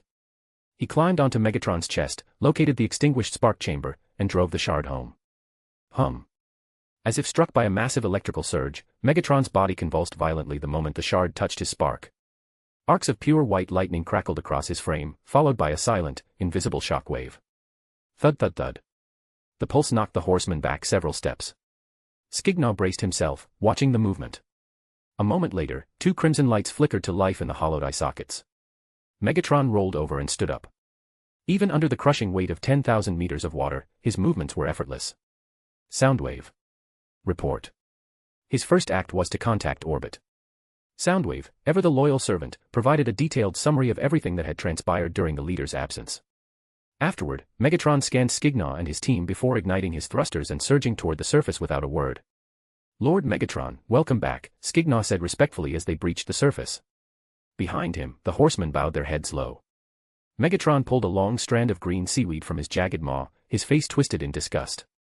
Those pathetic humans and Autobots, they left me in that wretched hole for far too long. I will make them pay. We await your command, Lord Megatron, Skignaw offered his loyalty at the opportune moment. Soundwave told me everything, Skignaw. You are our 4th commander, and you oversaw my return. You will be rewarded, but not now. Megatron paused, seemingly acknowledging Skignaw's contribution to settle the hierarchy. For now, I must leave this planet. You will lead the Decepticons on Earth. Remain in the shadows. Do not act without my orders, and do not engage the Autobots in open war yet. A cruel, jagged smile spread across Megatron's face. And as for Starscream, I have a debt to settle with him personally. Understood, Lord Megatron. Skignaw felt a surge of internal amusement. From Megatron's tone, Starscream was in for a world of pain. 20 minutes after Skignaw and Megatron departed, several massive transport planes banked over the area. The ramps dropped, and Optimus Prime led the Autobots in a high-altitude jump directly into the sea. Another 20 minutes passed before several plumes of water erupted. Optimus and the Autobots breached the surface, hovering in the air. The Decepticons are gone. And Megatron with them, Optimus said, his voice etched with worry. They have resurrected him. The fires of war are about to consume this world once more. Ever since the news of the shard theft, Optimus had known this moment was coming. But he hadn't expected them to move this fast. He hadn't even had the chance to warn Lennox before the deed was done. Optimus, what do we do now? Ironhide asked. And what about this Fallen? We still have no data on his origin. The humans wanted us to leave. Let's see how they feel about that choice now, Sideswipe muttered, his tone carrying a hint of bitter satisfaction. When he'd first heard of the government's plan to evict them, he'd nearly come to blows with the Nest soldiers. Only Optimus's intervention had kept the peace. We go back, Optimus decided after a pause. We must inform William of Megatron's return and plan our response. Megatron is back. Lennox looked stunned, as if he couldn't process the nightmare. Upon returning to base, Optimus had gone straight to him. Though Lennox desperately wanted to disbelieve it, Optimus gave the same grim confirmation. Yes, William. We haven't found his trail yet, which only means he is preparing something massive. Your home is in grave danger. Lennox's composure broke. He turned and shouted, Bruce. Get me the secure line to the Pentagon. Now. When, sir? A technician asked. Now. Instantly. Yes, Colonel. Optimus, excuse me. I need to report this. This is officially beyond Nest's pay grade. When the report reached the Pentagon, the officers erupted into chaos, followed quickly by the 5 cabinet heads. An emergency meeting was convened in record time. Ahem, President Mitchell cleared his throat, breaking the heavy silence. We all know Megatron has been resurrected. This meeting is to discuss our response to the inevitable Decepticon retaliation. Now was not the time to argue about who authorized dropping Megatron into the trench or to point fingers. When survival was at stake, political bickering took a backseat. Nest has performed exceptionally well this past year, Mitchell continued, his tone full of praise. Despite a few minor hiccups, they have successfully suppressed Decepticon activity, forcing them to hide like rats in the sewers. He spoke as if he hadn't sent Galloway to threaten them with eviction just the day before. For a politician, a thick skin and the ability to lie with a straight face were essential tools.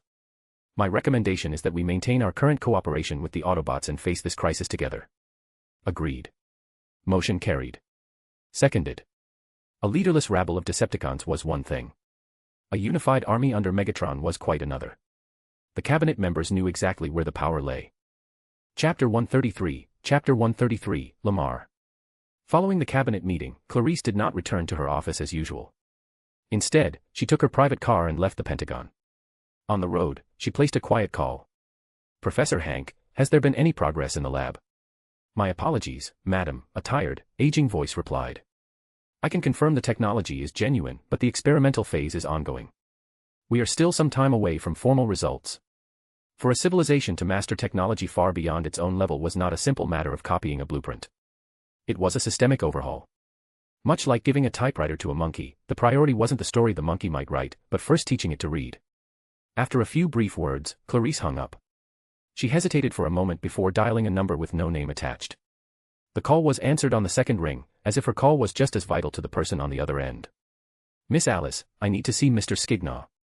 Edge State, Alaska, Northern District, Pester. After half a year of rapid expansion, the village of Pester had officially been incorporated as a town. At noon, a bearded man walked into a well-known local bar. The place was a favorite for long-haul truckers, not because it was cheap, but because it was owned by Aura Group. Aura Group, which had built its empire on smartphones, was now dipping its toes into the service industry, though only here. The food and drinks were exceptionally cheap, almost as if the company were subsidizing the arduous lives of its drivers. In reality, Aura Group paid its transport teams far better than any other freight company.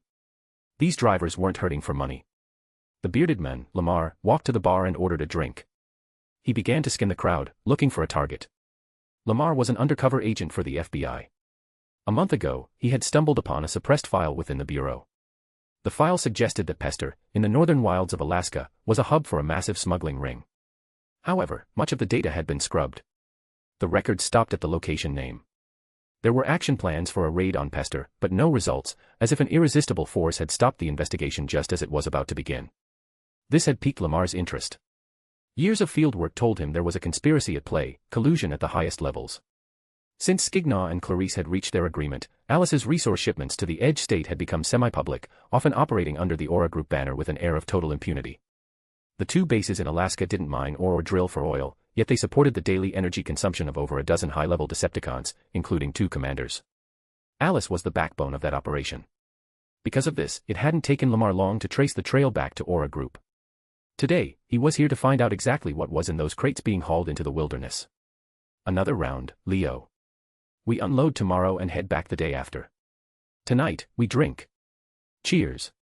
A few meters behind Lamar, a group of drivers were getting hammered. One was nearly sliding under the table. Lamar took a sip of his beer, watching them through the mirror behind the bar. Target acquired. Another one, sir. The bartender, wearing white gloves, gestured to Lamar's nearly empty glass of dark lager. Huh. Oh, yeah. Thanks. Lamar blinked, snapping out of his observation. After 3 more rounds, the drivers, now completely incoherent, were helped out of the bar by the staff. Lamar settled his tab and watched them being led to a nearby motel. He waited for the server to return, then straightened his jacket and walked toward the motel. "Hi, afternoon." Lamar walked up to the front desk, looking anxious. "The guys from the bar just brought some friends of mine in. One of them, Leo, he's got my truck keys. He took them by mistake when he was drunk, and I need to get home."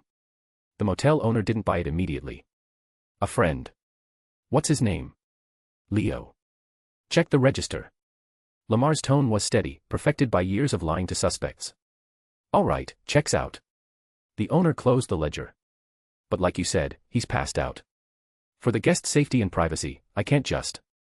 Please, help me out." Lamar gripped the owner's hand, surreptitiously sliding a folded bill into his palm. The owner glanced down, his expression shifting from reluctance to begrudging cooperation. "Fine. I'll let you in, but I'm coming with you." "Of course. Thank you." Lamar had already seen Leo put the keys in his jacket pocket at the bar. 10 minutes later, he walked out of the motel with the ring of keys in his pocket. What Lamar didn't know was that the moment the door closed behind him, the motel owner picked up the phone. "Yeah, is this the Aura Group transport lead?" "It's the motel. I've got something to report." Lamar was caught the moment he pulled the lever on the back of Leo's trailer. A group of drivers, led by the transport captain, swarmed him. F-word. The captain delivered a sharp kick to a stripped and bound Lamar. "Talk. Who are you? You trying to steal our cargo?" Because Pester was still catching up on infrastructure, the fleet was parked in an open lot. They weren't moving to the warehouse until morning. If the cargo had been compromised, Aura Group would have made the captain's life a living hell. He shuddered just thinking about it. "Captain." One of the drivers ran over, pulling the leader aside. "Look what I found in his clothes." He opened his hand to reveal a black and gold badge. At the top were 3 capital letters, FBI. The captain's face went pale. He felt a sudden, sharp pain in his back teeth. They were just a transport crew, how had they managed to hook a federal agent? Turn him over to Aura Group security, the captain decided instantly. This is too deep for us. We stay out of it. Got it, the driver nodded, understanding the gravity of the situation. What about the truck? Lock it up, the captain barked. Act like nothing happened. The captain led Lamar away while the others resecured the trailer. Many of the drivers knew something was off about these runs, but why would they stop? The money was good. No one wanted to break the cycle of, everyone gets paid. Especially not when Aura Group was involved. Aura was a titan, they couldn't afford to offend them. Lamar was handed over to Aura security, interrogated, and a report was eventually sent to Alice, thousands of miles away. "I see. Thank you."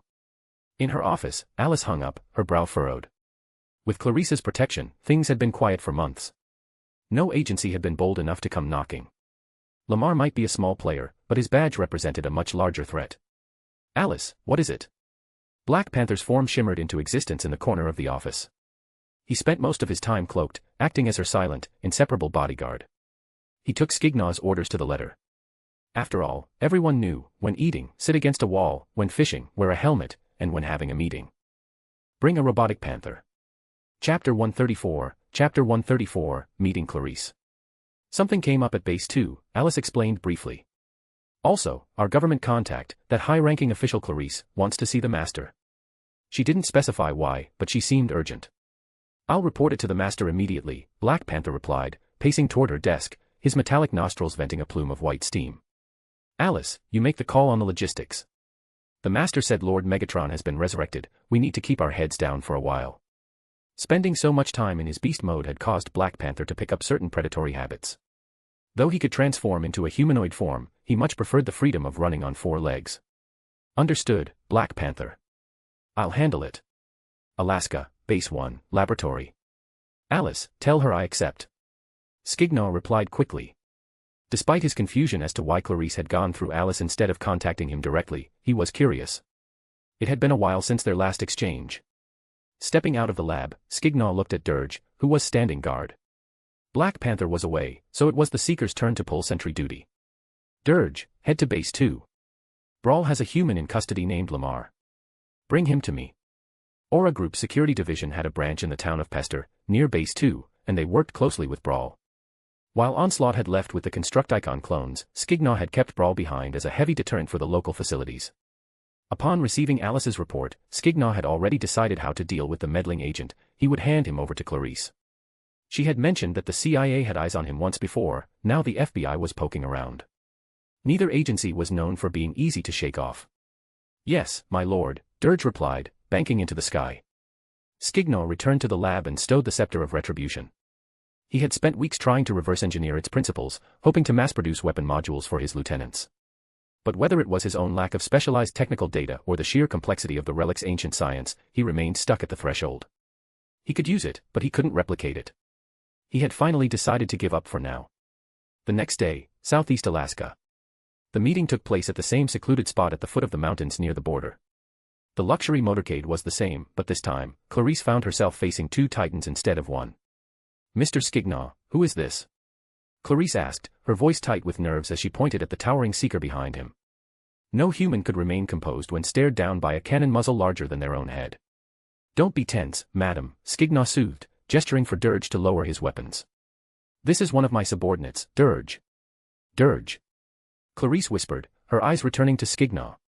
She looked stunned. Clarice didn't follow the inner workings of the Decepticons, that was Nest's job. She only knew that Megatron was the boss. In fact, she hadn't even recognized Skignaw at first. When they first met, he was an elite. Now, he was a commander-class warrior, standing nearly twice as tall and radiating a far more oppressive aura. It had taken some convincing to keep her guards from opening fire. Though if they had, she would have been the one to suffer the consequences. "Mr. Skignaw, I came because I have questions regarding—" "One moment, madam," Skignaw interrupted, tilting his head toward Dirge. "Dirge, give them the package." Thud. A brown burlap sack was tossed onto the dirt. A muffled, pained groan drifted from inside. "What is this?" Clarice asked, eyeing the bag with curiosity. A little mouse who found a secret he shouldn't have and lacked the wisdom to keep his mouth shut. Skignaw's mouth twisted into a mocking grin.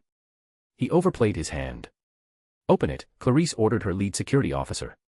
The officer signaled two guards. They stepped forward and sliced the ropes. A bearded man's head emerged. It was Lamar. He was covered in bruises and dressed only in a tattered coat, shivering violently in the biting Alaskan wind. It was clear that Aura Group's interrogation had been far more brutal than a simple chat over coffee. "FBI." Clarice muttered, seeing the badge pinned to his inner lapel. She understood immediately. Her brow furrowed, not out of pity for the men, but out of rage that someone had dared to jeopardize her partnership with Skignaw. "Take him away," Clarice commanded coldly. "MMPH. MMPH." Tape was plastered over Lamar's mouth. He struggled frantically as he saw Clarice. His eyes were wide, reflecting a shock even greater than seeing the alien robots. He had spent his life as a silent guardian of his country's laws, yet here was one of its leaders, deep in the wilderness, conspiring with the very monsters he was investigating.